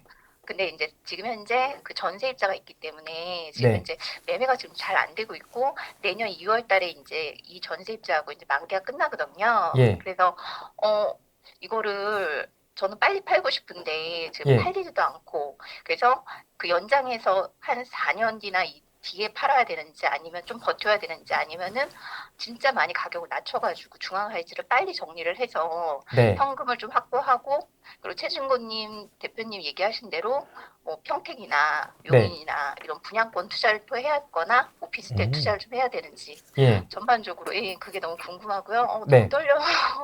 아니 전혀 생각 못 해가지고 네. 그래서 대표님한테 그리고 상담 요청을 하고자 이제 지금 신청서나 이런 걸 생각을 늘 하고 있는데요. 제가 네. 좀 걱정이 되는 게 저는 이제 중앙하이츠를 팔고 이제 대표님을 만나 뵙고 싶었거든요. 근데 아, 판 다음에. 네. 예, 근데 이게 여의치 않으니까 예. 지금 그냥 대표님 뵙고 상담을 해도 이제 됐는지 그런 상황도 좀 궁금하긴 하더라고요. 아, 그런 고민이 네네. 있을 수 네네. 있겠다, 충분히. 여기서 네, 제가 네, 저 혼자 네. 필기도구가 없어서 아, 네네. 필기도구를 가져온 동안 말씀을 좀 해주시면 제가 필기도구를 좀 가지고 있습니다. 알겠습니다. 네. 네, 독산동 중앙 하이츠는 이거 그러면 요거는 좀 차익이 좀 나신 거죠? 그래도. 네, 처음에 거의 3억 6천에 사가지고 네. 지금 한 15년 정도 보유해서 팔기 그러면은 때문에 네, 지금 얼마 정도 할까요? 매매하면? 지금 한 7억 그 5천 정도. 7억 5천. 그러면 요게 그 2025년 2월에 아까 그 전세 만기가 됐다는 게 네, 갱신 청구를 쓰신 거예요? 이분이 아직 실제가? 안 썼어요. 그럼 이 사람이 갱신 청구를 쓸 수도 있는 거네요? 네, 맞아. 거의 근데 아. 이제 얘기는 해놓은 상태인데 쓸 생각하실 것 같아요. 네. 철산 자이 헤리티지는 언제 입주세요? 내년 5월 달이요. 내년 5월인데 이제 혹시라도 이제 그 DSR 때문에 잔금 대출이 안 나올까 봐 걱정이신 거구나.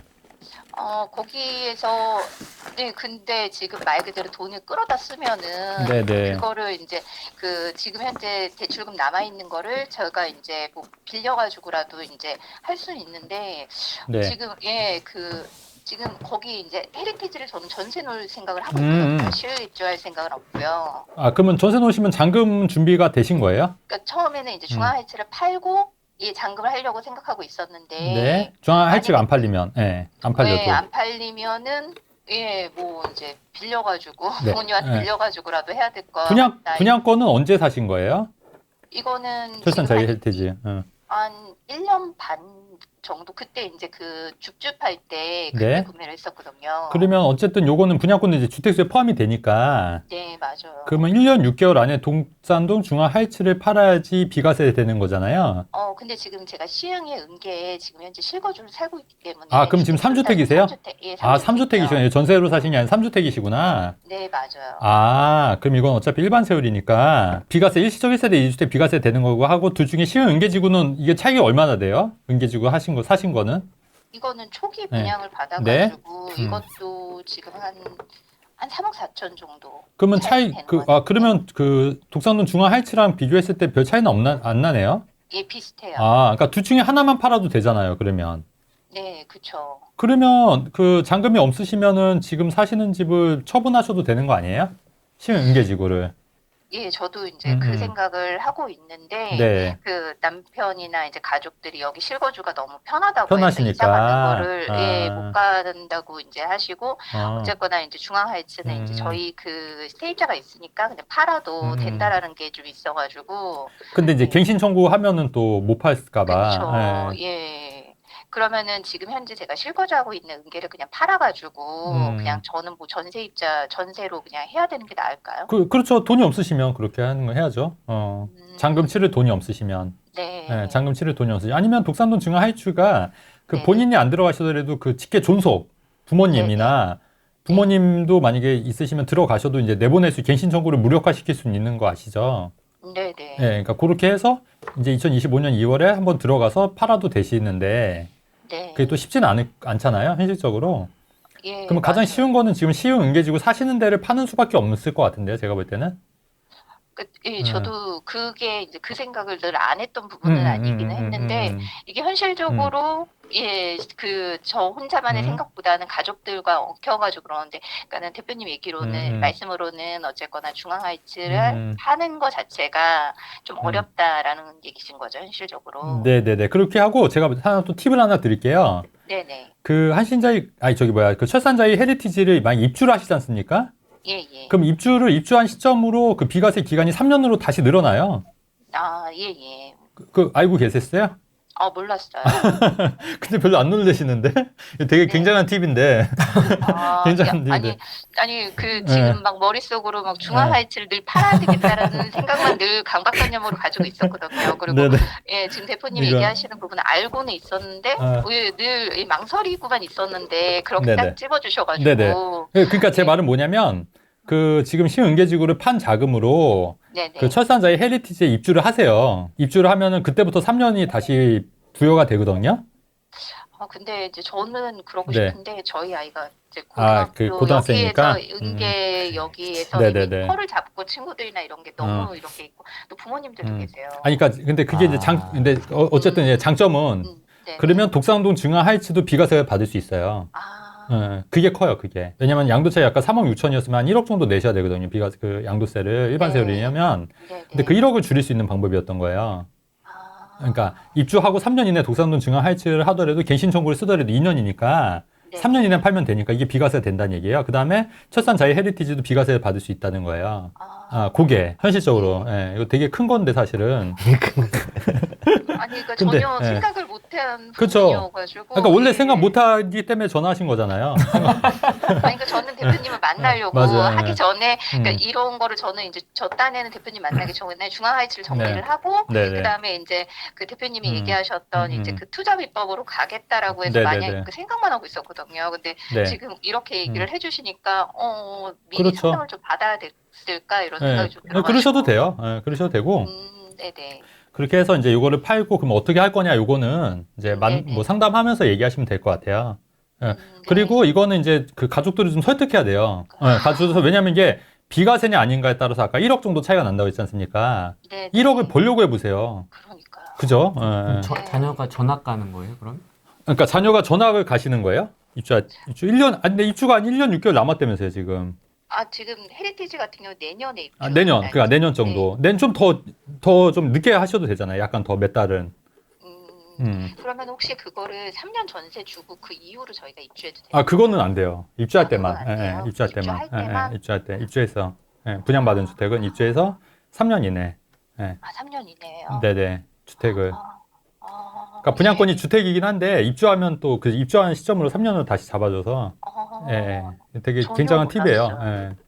그러니까 저는 부동산 그 자격증도 따놓은 상태거든요. 그러세요? 부동산을. 네네. 근데 이런 거에 대해서 전혀 생각조차를 못했었어요. 이거 시험 범위가 아니거든요. 그러니까 저는 이게- 이런 쪽을 아예 생각을 못했던 그러니까 것 이게 같아요. 발상의 전환을 해야 돼요. 투자도. 투자도 발상의 전환을 해야 된다고 봐요, 저는. 예. 그렇기 때문에 그 방법도 한번 그런 관점에서 한번 고민해보자는 얘기예요. 제가 이제 화두를 던진 거잖아요. 그러니까 전혀 이제 생각하지 못한 부분에 대해서 제가 이제 네네. 화두를 던졌으니까 이제 그거를 이제 의논해서 이제 네네. 가족들이랑 상의해서 어떻게 할 건지 그거의 득가실은 무엇인지 이제 따져보고 이제 결정하시면 된다는 얘기예요. 네네. 네. 알겠습니다. 네네. 요 상황을 한번 이건록 대표님과도 한번 얘기 나눠볼까요? 아, 네네. 아, 그래도 돼요? 네. 첫 통화니까. 네. 네. 최진권 대표님 방법이 너무 좋은 방법인데요. 아니, 그러니까 전혀 생각을 못하는 전혀 그런 방법이 있을 거라는 생각조차를 못했던 것 같아요. 이제 저는 이제 저도 이제 비슷한 세금에 대한 문제를 고민을 해가지고 이거는 하는 게 맞다고 생각해요. 왜냐하면 이게 강남이나 여러 가지 좋은 상급지의 입지 물건이라고 하면은 그냥 비과세 안 비과세 따지지 말고 그냥 쭉 가져가는 건 나쁘지 않은데 네네. 사실은 여기 순위를 따지면 철산 헤리티가 좀 제일 좋을 것 같고 그 다음이 독산 하이츠 그 다음이 은계거든요. 근데 이제 철산 헤리티지는 경기도에서 안전한 지역을 몇 군데 뽑는다고 하면 그중에 광명이고 광명의 또 대장 지역은 철산이에요. 그래서 이쪽으로 옮겨 타서 비과세를 받는 거는 최진권 대표님의 말씀의 방향이 적절하다는 생각이 들고 그리고 독산 하이츠라든지 은계지구 같은 경우는 은계지구는 교통이 안 좋아요. 그다음에 네, 맞아요. 독산 하이츠 같은 경우는 주변의 환경이 좀 안 좋아요. 그래서 이 두 개는 들고 가는 게 아니라 징검다리기 때문에 지금 최진권 대표님 말씀하신 것처럼 비과세 전략으로 가는 게 맞고 아까 전에 추가적으로 얘기하셨던 게 그래서 뭐 이제 우리 최진권 대표님의 전략 중에 하나가 있는 아까 뭐 평택 오피스텔 뭐 그 얘기를 하셨는데 그건 또 오피스 개인적으로 아닌데? 아니요. 아파트 분양권. 그래 분양권 뭐 이 얘기를 했는데 아까 네. 오피스텔 얘기도 하셨는데 지금 여기에 물건을 팔고 아까 언급했던 대체제인들 평택으로 가는 거는 조금 아쉬운 선택이 될 수 있어요. 그렇죠. 그래서 그렇게는 하지 마시고 우리가 갈아탄다는 거는 자산을 늘린다는 관점에서 가는 거기 때문에 네. 자산을 줄이는 축소로 가는 방향성은 지향하시고 그렇게 갔으면 좋겠습니다. 그래서 비과세 전략 동의하고요. 그 다음에 이제 독산하고 은계 같은 경우는 장기적으로 볼 때는 징검다리로 이용하는 부분으로 큰 방향을 잡고 갈아타실 때는 우리 그 멋지신 최진권 대표님의 상담을 받으시고 갈아타기 전략들을 징검다리를 한번 짚고 넘어가셨으면 좋겠습니다. 아, 근데 선생님 아까 좀 공격적이다라는 말씀을 해주셨잖아요. 네네. 이제 좀 선생님은 걱정이나 좀 보수적으로 투자를 하시는 것 같고 네, 맞아요. 만약에 잘 정리가 된 다음에 대표님께 갔을 때 네. 좀 너무 공격적인 거 아니냐 이렇게 질문하실 수도 있을 것 같은데. 아, 근데 제가 진짜로 진짜 최진권 대표님 방송을 진짜 많이 봤어요. 네네. 그러니까 최진권 대표님 스타일이 이제 말 그대로 그 적은 금액 가지고 이제 그 투자를 말 그대로 이제 안정권 있게 들어가는 부분에 대한 투자 방향이, 그러니까 여러 부동산 그런 부분이 있지만은 되게 어떻게 보면은 되게 안정적인 금액 가지고 이제 크게 나중에 선량 손실이 나더라도 크게 이제 손실이 나지 않는 그런 방향성이어가지고 저는 저는 보수적이지만 그런 부분에 대해서 되게 잘 잡아주실 거라고 생각을 했었거든요. 네네. 맞아요. 저 공격적이지 않고 오히려 더 안정적일 수 있고요. 네네. 그리고 이제 만약에 이제 그 철산자유 헤리티지 입주가 안 되시면 아까 말씀하신 대로 이제 현실적으로 말씀드리면 이제 네. 독산동 중앙 하이츠보다는 살고 계신 데가 팔기가 좀 용이하시니까 그러면 그걸 팔고 이제 전세로 편한 데 있으시고 이제 독산동 중앙 하이츠는 이제 비과세는 안 되지만 이제 이거는 이제 일반세로 파시고 그리고 나서 철산자유 헤리티지가 있는 상태에서 이제 뭐 일시적 1세대 2주택으로 갈아타시거나 이제 이렇게 하시는 게 맞을 것 같다는 좀 생각은 들거든요. 그런 방식으로. 그러니까 이제 두 가지 아니에요. 그러니까 네네. 아까 이제 철산자유 헤리티지에 입주하시면 이제 독산동 중앙 하이츠도 같이 비과세 되는 방법이 있고 정 안 되면 이제 둘 다 일반세율로 팔고 이제 좀 기다렸다. 근데 시흥 은계지구나 독산동 중앙 하이츠는 어쨌든 올랐지 않습니까? 네네. 그렇기 때문에 어느 정도 이제 수익권을 가시화됐기 때문에 그냥 이익 실현하시는 것도 나쁘지 않다고 봐요. 그리고 팔더라도 더 좋은 데도 많기 때문에 네. 파는데 전혀 아쉽다고 생각하시면 안 돼요. 그래서 이제 그거는 또 이제 추후에 이제 의논해서 뭐 이렇게 뭘 할 건지는 이제 의논해서 이제 결정하시면 될 것 같아요. 네, 알겠습니다. 네네. 대표님 조만간 어쨌든. 뵙도록 하겠습니다. 네네, 한번 오세요. 괜찮아요, 진짜. 네네네. 너무 떨리는데 너무 대답을 너무 해가지고 진짜 두 분 너무 팬이거든요. 전 진짜 부동산 방송 프랭크 데이비 너무 봤는데 진짜 생각 없이 눌렀는데 아무런 준비 없이 이렇게 질문을 던졌는데 너무 잘 받아주셔가지고 정말 몸둘 바를 모르겠어요.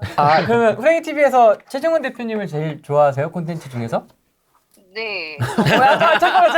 잠깐만. 이거 약간 2, 3초 지금 버퍼링이 있었는데 맞으시죠? 예, 아니. 버퍼링이 계속 있어요. 처음에 먼저 봤어요. 봤어요. 유튜브에서 처음에 그 쿨TV를 먼저 봤는데 예.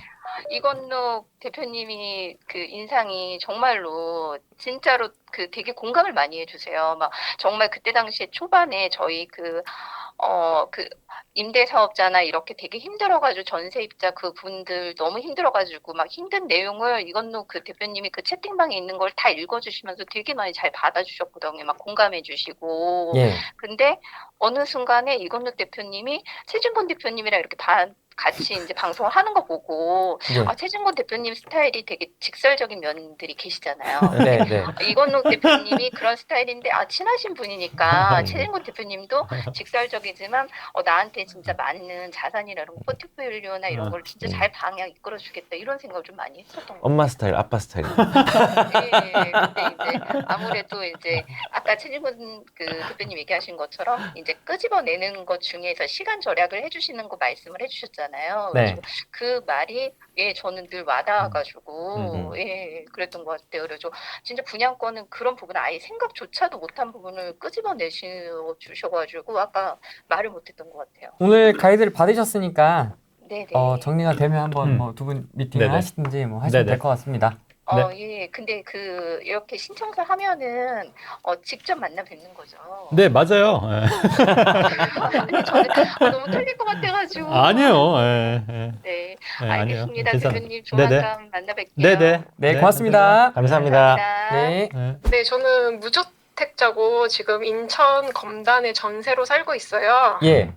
네, 근데 이제 영등포나 동작구 쪽으로 네. 이제 구축 아파트를 매수를 해야 될지 아니면 전세로 들어가서 청약을 노려야 할지 지금 신혼이거든요. 예, 예. 네, 그래서 그거에 대해서 어떻게 하는 게 좋을지 한번 여쭤보고 싶었어요. 그러면 시드가 어느 정도 되실까요? 지금 3억 2천 정도가 있거든요, 자금은. 제가 본 데가 한 7억, 8억이면은 그거를 집을 매매를 할 수 있고 아니면은 5, 6억 정도로 전세로 들어가는 거에 고민이 있거든요. 네, 네. 네, 근데 지금 요 지역이 계속 오를 것 같아서 영등포나 지금- 동작구가요? 네네. 예, 예. 그래서 그거를 매매를 하는 게 좋을지 아니면 전세로 살다가 뭐 청약을 노려보는 게 좋을지 네, 전문가들의 입장을 한번 들어보고 싶어서요.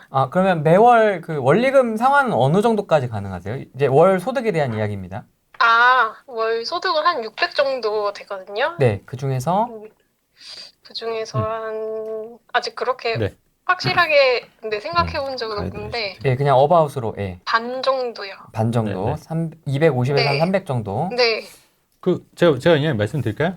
지금 신혼부부 특공 대상이 되시죠? 지금. 네네. 자녀가 몇 분이세요? 지금 아예 아기는 없어요. 근데 그 법이 바뀌어서 신혼부부 특공이 되는 거죠? 네네. 그 자녀 없어. 예전엔 자녀만 있어야만 됐었는데 지금 자녀가 네네. 없어도 이제 신혼부부 특공은 가능하신 거고. 지금 좀 보시는 데가 있으세요? 근데 청약 나와 있는 게 있나요? 서울에? 많이 없잖아요. 네, 근데 이제 노량진 이쪽이 뭐 다 재개발해서 네, 분양 예정이라서 네네. 그런 네, 쪽으로. 동작구나, 네. 한번 노려보시면 한 번도 안 해보셨죠? 네, 청약은 계속 떨어졌어요. 그죠. 네. 그 떨어지는 이유가 뭐라고 생각하세요? 자격이 그렇죠. 안 될 네, 것 네. 같아서. 네. 가점이나 이런 게 좀 낮아서 그런 거잖아요. 네네. 아무래도. 그럼 이제 방법은 두 가지예요. 이제 네. 청약을 노리실 거면 서울보다는 수도권으로 가야 돼요. 청약을 하실 거면.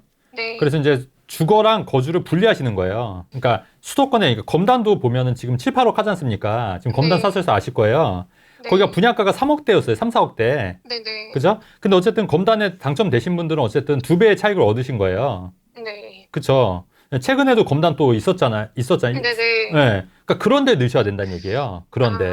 그런데 서울은 힘들어요. 현실적으로. 그럼 서울에 넣으시려는 이유나 서울에 거주해야 하는 이유가 있으십니까? 입지 차이가 있으니까 검단에 사는 것보다는 서울에 매매하는 게 그렇죠. 나중에 음. 많이 오를 것 같아서. 직장은 어디십니까? 여의도요. 여의도. 그러니까 이제 네. 그러니까 이게 제가 말씀드리고 싶은 건 뭐냐면 이제 서울은 이제 경쟁이 워낙 치열하다 보니까 그게 이제 쉽지는 않고 이제 말씀하신 네. 대로 이제 검단이나 이제 인천 쪽이나 이런 데는 당첨이 될 수가 있어요. 네. 그러니까 그런 쪽을 노리시는 게 맞다. 근데 이제 그러면 주거랑 거주랑 분리가 될 거다. 네. 이제 이렇게 되시는 거고, 그 방법도 저는 맞다고 봐요. 무주택이시니까. 근데 서울로 주소지를 옮긴다 하더라도 서울에서 인천이나 경기도 할 수가 있어요. 네. 네, 근데 이제 경기권에서는 이제 또 서울 안에는 못 하니까 오히려 네. 청약 시장에서는 이제 서울 통장을 갖고 있는 게 유리하긴 하거든요.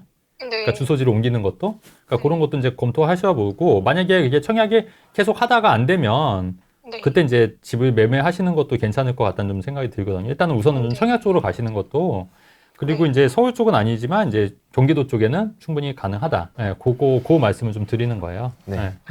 어렵다. 야, 이게 드디어 또 우리 반대 여론이 나왔네요.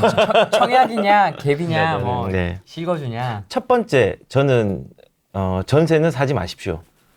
네. 네. 두 번째, 청약은 확률이기 때문에 확률에 의존하는 것보다 시간을 전략하는 구축 매수가 유리하다고 생각을 합니다.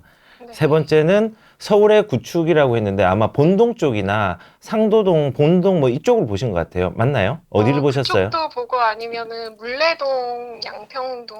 아, 맞아요. 물레, 양평에 네. 그렇게 봤잖아요. 차라리 그 동네로 저는 가는 거를 좀 추천을 드리고 싶어요. 왜냐하면 구축 매매로요? 네, 왜냐하면 네. 제가 저번 방송에서 뭘 했냐면요. 사람들이 구축을 되게 싫어하고 얼죽신에 대해서 네. 많이 얘기를 하잖아요. 근데 얼죽신만 절대 오르지 않습니다. 네. 다른 것도 다 오르거든요. 속도의 차이와 폭의 차이는 있지만은 우리가 이제 땅이라는 게 있고 건물이 있는데 네. 땅의 가치는요, 계속 올라요. 그런데 시간이 지날수록 건물의 가격은 떨어져요. 결국은 남는 게 땅의 가치가 남는 거거든요. 근데 남았을 때 땅의 가치가 좋은 데가 어디냐? 서울이거든요. 근데 네, 서울 중에서 영등포는 어디냐? 여의도와 가깝고 직장도 여의도잖아요. 네. 그러면 수요는 계속 있고요. 동작은 바로 위에는 용산이고 바로 옆에는 네. 강남이고 또 바로 옆에는 여의도잖아요. 여기도 압력을 되게 많이 받는 지역이에요. 그리고 거기에 또 노량진 뉴타운이나 흑성 뉴타운이 기둥을 세우고 있어가지고 그 주변으로도 여파가 있는 데가 이제 본동 같은 데고, 물레동 같은 경우도 뭐 이제 뭐 신안산선 쪽 라인하고도 가깝고 2호선도 가깝고 노선들이 되게 좋잖아요. 5호선 근처에 또 갈아타기도 쉽고. 그래서 저는 개인적으로는 확률에 의존하는 것보다 실질적인 실물에 의존하는 게 시간도 절약하고 안전하게 갈 수 있다는 생각이 들어요. 그래서 전세는 절대 반대입니다. 움직이지 않는 자산을 가지고 있는 거는 젊을 때 제일 빨리 그 물건을 가져가야지 돈을 버는 기회들이 많아지는 거거든요. 언제 오를지 모르고 어떻게 오를지 모르기 때문에. 그래서 저는 아까 뭐 대표님께서 이제 청약을 해가지고 실거주랑 분리를 하는 것도 대안이 될 수 있는데 저는 개인적으로 의견을 서울 쪽 구축을 매수를 하시는 게 돈이 된다고 하면은 추천을 드립니다. 그리고 꼭 여의도인데 이 근처에 서울에 가는 것도 좋지만요. 10억 정도면요. 실거주로 입주를 하는 동네도 좀 생각을 해봤으면 좋겠어요. 7, 8억 보고 있는데. 7, 8억인데, 대출 포함해서 7, 8억이죠. 네네. 대출 포함해서 7, 8억이면은 이제 10억 정도 되면 사실은 성동구도 갈 수 있는 데가 있거든요, 사실은. 네, 그런데 그거는 안 되니까는 지금 7, 8억으로 지금 뭐 물레동 쪽이나 아니면 이런 데 갈 수 있으면은 그쪽을 가는 게 낫고, 만약에 여기를 못 간다, 이 돈이 이제 뭐 본동이라든지 물레동이라든지 뭐 이런 데를 못 간다고 치면은 이제 조금 경기도의 상급지인 그 근처에서 제일 상급지가 광명이잖아요. 광명이라든지 아니면 금천에 몽테크를 한번 하세요. 금천에 롯데캐슬이라는 아파트가 있잖아요. 그 아래쪽에 보면은 재건축 후반부 물건들이 있어요. 그 물건이 이 가격대에 들어가요. 그래서 그걸로 몽테크를 조금 하다 보면은 아마 그 금천구라고 하더라도 롯데캐슬을 보면, 그 대장 아파트를 보면은 얘 미래의 가격들을 알 수가 있거든요. 그거랑 유사하게 갈 수 있는 추이가 있다는 걸 발견을 할 수 있으니까, 그 롯데캐슬 근처에 있는 신안산선 바로 근처에 재건축 물건들을 한번 찾아보십시오. 찾아보면은 좋은 물건이 나올 겁니다. 네. 무로 시작하는 아파트고요. 그래서 일단은 일단은 이제 결론을 말씀드리면은, 저는 첫 번째, 전세는 살지 말라. 전세는 움직이는 자산이 아니기 때문에. 두 번째, 확률에 의존하지 말라.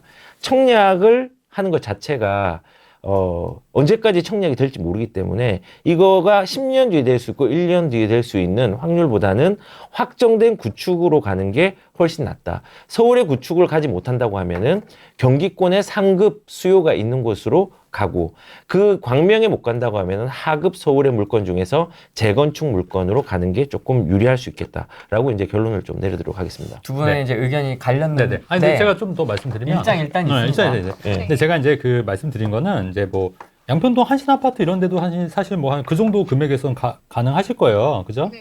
네, 그런데도 뭐 나쁘진 않으니까 7, 8억 정도면 가능하실 걸로 알고 있는데 근데 이제 그런데도 나쁘진 않은데 제가 말씀드리고 싶은 건 뭐냐면 근데 제가 볼 때 약간 청약에 미련이 있으실 거예요. 미련이. 그죠? 그러니까 그게 또 근데 제가 이제 팁을 좀 드리면 경기도는 의외로 또 당첨이 안 되진 않아요. 생각보다. 그래서 이제 그런 쪽으로 좀 약간 틈새를 노리면은 저는 충분히 또 가능할 수도 있는데 근데 이제 아까 이건호 대표님 말씀한 게 뭐냐면 너무 이제 청약만 노리다가 10년, 20년 무주택인 분들도 계세요.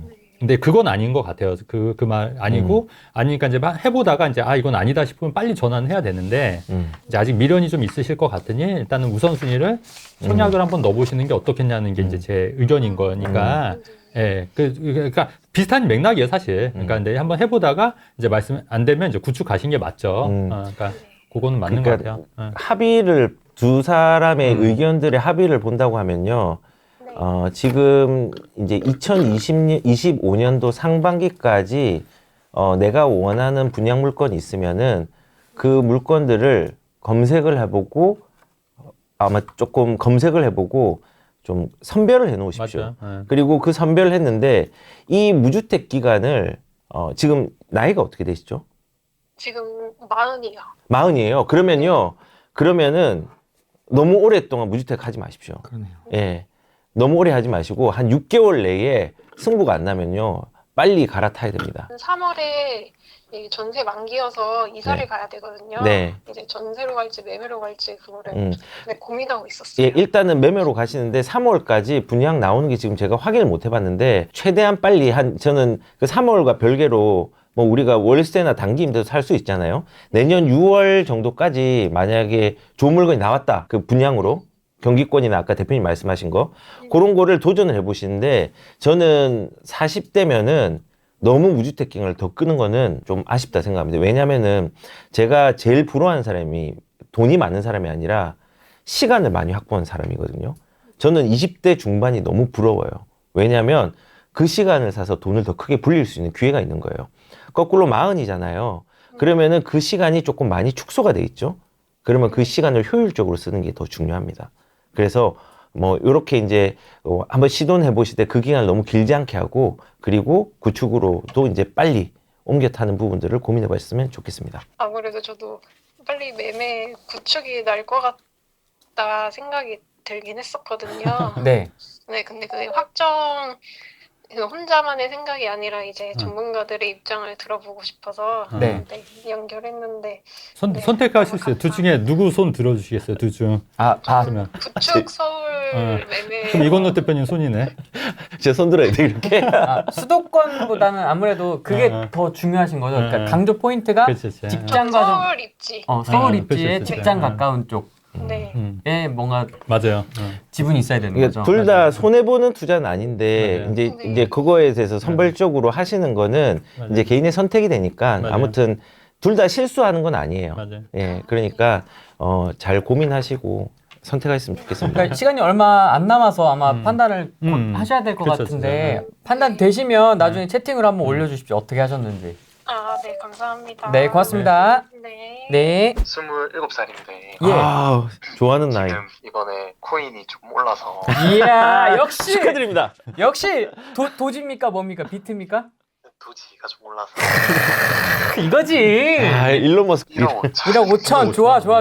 제가 이제 장사를 해서 네. 저축은 이자라고 해야 되나? 그런 걸 한 300씩 정도는 넣을 수 있을 것 같은데 매달 어떻게 제가 부동산을 잘 몰라서 어떻게 예. 해야 될지 좀 소액이다 보니까 어떻게 예. 하면 좋을지 좀 1.5억이면 할 수 있는 거는 되게 많고요. 그렇죠. 27살이기 그렇죠. 때문에 굉장히 와. 많습니다. 할 수 있는 게. 와, 좋다. 그러면 지금 주택은 따로 없으신 거고요. 네, 서울에서 서울에 네, 파산해서 그럼 혼자 계십니까? 아니면 뭐 가족? 네. 아, 저 혼자 거주하고 있고 자취하고 자취하고 있고. 있어요. 네. 네, 네. 그럼 월세로 계시는 겁니까? 네, 네, 맞습니다. 네, 월세로 계시고. 네. 이번에는 이건욱 대표님 네. 이야기부터 한번 들어볼까요? 일단은 1.5억으로는 서울에 좋은 데를 갈 수 없습니다. 결론입니다. 첫 번째 결론. 네. 두 번째는 축하드립니다.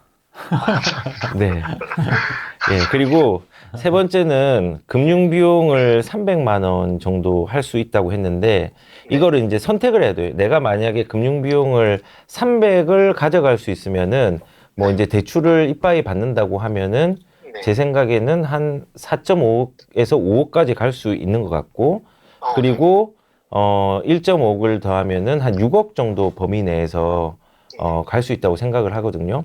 그러면은 이렇게 해서 실거주로 가는 방법이 한 개가 있고 6억짜리로 그리고 두 번째는 1.5억 자체 순수하게 투자를 해서 갭 투자를 해가지고 네. 나머지 이제 300 이제 저금한다는 그 부분을 네. 미국 주식에 적립 투자로 해가지고 그 다음 단계로 갈 수 있는 두 가지의 방법이 있어요. 근데 저는 개인적으로 지금 6억대라고 했는데 6억대면은 저는 가성비와 효율성을 따지는 투자를 하는 게 좋을 것 같거든요. 그러면 저는 실거주보다는 이번에 아까는 서울이었지만 이번에는 경기권에 가성비 좋은 갭 투자를 하는 게 어떨까 그 생각이 들어요. 그러면 이제 방법을 말씀드릴게요. 일단은 큰 방향은 첫 번째 실거주보다는 갭 투자를 가는 게 조금 유리할 것 같다. 지금 이제 큰 방향에서는. 두 번째는 300이라는 돈은 현금 흐름으로 한 100만 원 정도는 뭐 저금을 하고 나머지 한 200은 적립식으로 미국의 뭐 매그니센트 세븐이라든지 아무튼 좀 저평가되어 있는 시가총액 높은 데를 적립식으로 조금 한다. 이렇게 이제 해서 좋은 데를 갈 수 있는 기반을 마련하는 겁니다.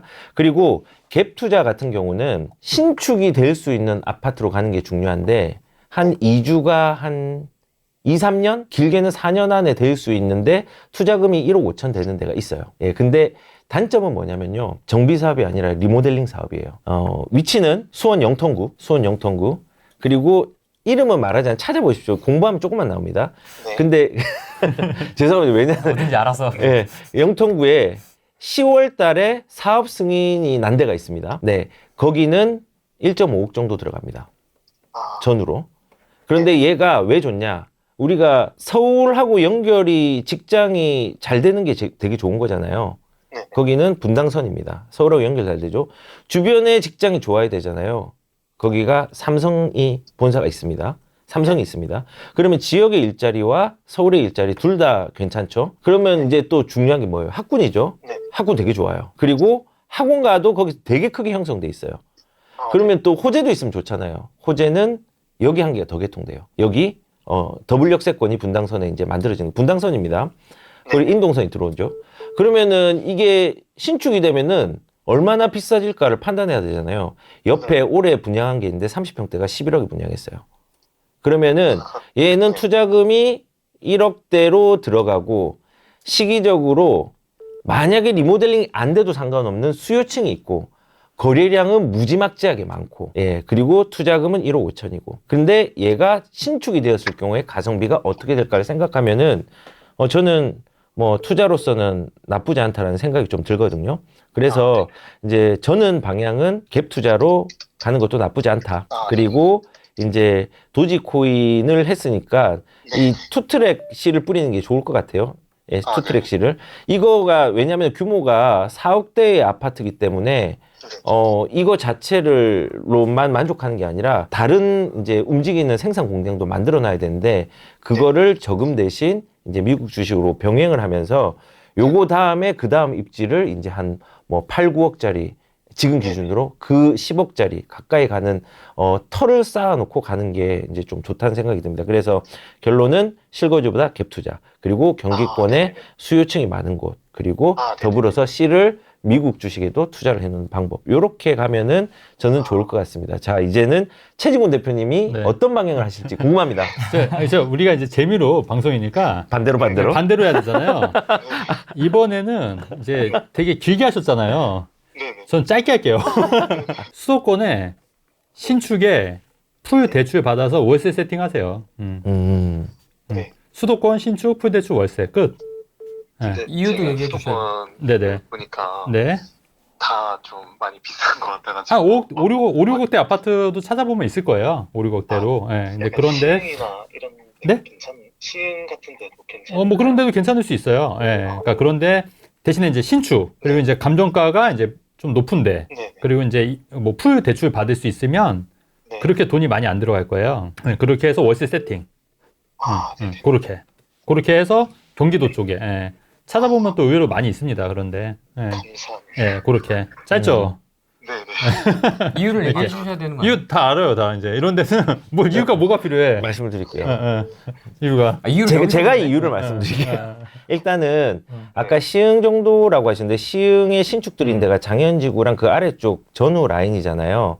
네. 역하고 가까운 데서 6, 7억대의 아파트들이 있거든요. 네. 예, 그래서 그쪽 라인이라든지 뭐 그쪽도 이제 시흥을 원하시면은 살펴보면 좋으시고 그렇게 해가지고 기다리다가 이제 대출 이자에 대한 부분을 월세로 그렇죠. 감당을 하시고 네. 그리고 시세 차익을 노릴 수 있는 부분으로 이제 가라는 말씀을 하신 것 같아요. 맞아요. 그러니까 네네. 전세를 하면은 대출을 못 하거든요. 그렇지. 네. 근데 월세를 하면은 대출이 세팅이 돼요. 그래서 아, 네네. 대출 금융 비용을 조금은 차감을 하고 이제 그렇게 하라는 전략인데요. 이 두 전략이 뭐냐면요. 제 전략은 구축이 신축이 될 때까지 기다리는 전략. 그렇죠. 여기는 신축을 사서 그 신축이 반응하기를 기다리는 전략이에요. 그렇죠. 예. 네, 그래서 둘 다 좋은 전략이거든요. 그렇게 해서 현명한 투자하시면 될 것 같아요. 예. 정말 네. 감사합니다. 네, 네. 제가- 감사합니다. 제가 27살 음. 때 첫 직장 들어갔었거든요. 예. 그때 제가 스타트가 마이너스 1.5억이었어요. 아. 대출 아. 1억 5천을 갖고 있었습니다. 제가 그때. 그렇죠. 와. 27살에. 대단하다 그래도. 근데 지금 선생님은 1억 5천이 그렇죠. 플러스 시드로 지금 갖고 계신 거잖아요. 그렇죠. 거기에 나이가 지금 27입니다. 그렇죠. 진짜 나이가 깡패입니다. 멋있다. 예. 그래서 뭐라도 할 수 있는 나이이기 때문에 제가 이제 좀 제가 똑같은 27살을 지나온 형으로서 좀 말씀을 드리자면 네. 이제 이렇게 하나씩 잘 재테크도 하고 계시니까 그 스타크래프트의 본진 있지 않습니까? 네네. 커맨드 센터에서 SCV 채굴을 조금 더 열심히 하시면 좋을 그렇죠. 것 같다. 아, 알겠습니다. 그래서 내 몸값을 네. 키울 수 있는 게 맞아요. 어떤 게 있을까? 네. 네. 이게 20대, 30대 때는 그렇더라고요. 네, 맞아요. 맞아요. 그러면 이게 지금 뿌려놓은 시드들하고 같이 이 시너지 효과를 내면서 40대 때 진짜 폭발적인 그렇죠. 그렇죠. 자산 맞아요. 형성에 맞습니다. 도움이 됩니다. 맞습니다. 아, 또 좋은 말씀 해주세요. 정말 감사합니다. 그리고 저기 네네. 지금 네. 여기 이제 상담하다가 제가 네. 여기 뭐지? 채팅창을 봤는데 요즘 리모델링이 진행되다가 멈추는 분위기인데라고 했는데요. 네. 리모델링은요. 이게 정비 사업들을 순환을 해요. 어떨 땐 네. 재건축 인기가 좋고 재개발 인기가 좋고 리모델링 순환을 하거든요. 근데 네. 그 리모델링이 제가 말하는 곳은 리모델링이 정지가 되어도 수요층이 있는 곳이에요. 저는 리모델링이나 이런 부분들이 전제가 뭐냐면요. 분당에도 리모델링을 하다가 끝에 정지가 된 데가 있거든요. 근데 거기가 분당이기 때문에 괜찮은 거거든요. 그래서 혹시나 이제 거기는 거의 막바지긴 한데 지금 전화와 달리 제가 눈으로 또 채팅을 보다 보니까 리모델링에 염려가 있을 것 같아서 제가 한번 재차 한번 말씀을 드렸습니다. 코인 어떻게 될까요? 네. 이제 빼요 이제 도지코에 이제 빼. 예. 네, 도진 욕심 많이 부리지 마세요. 매도를 했고 아, 지금 매도하셨구나. 조금 들어가 있는 상황. 조금 들어가 있는 그 정도 하면 될 것 같습니다. 맞아요. 예. 네, 네. 네, 알겠습니다, 선생님. 아, 네. 정말 고맙습니다. 감사합니다. 감사합니다. 네. 중흥에 44평을 가지고 있어요. 어디 중흥이요? 어디 중흥이죠? 아, 광교 중흥이요. 아, 오, 거기 좋은 거야, 좋은 거. 44평이고 25년 9월이 거기 상생 임대로 제가 그걸 매도를 하려고 해요. 예. 비과세로. 그리고 제가 지금 살고 있는 곳이 영통 3단지거든요. 근데 이번에 영통 3단지 저희가 살던 곳을 매도를 했어요. 저희 아이가 이제 고등학생이라 예. 여기 거주를 해야 돼서 여기 지금 반전세로 들어와 있고 이번에 거길 매도를 했거든요.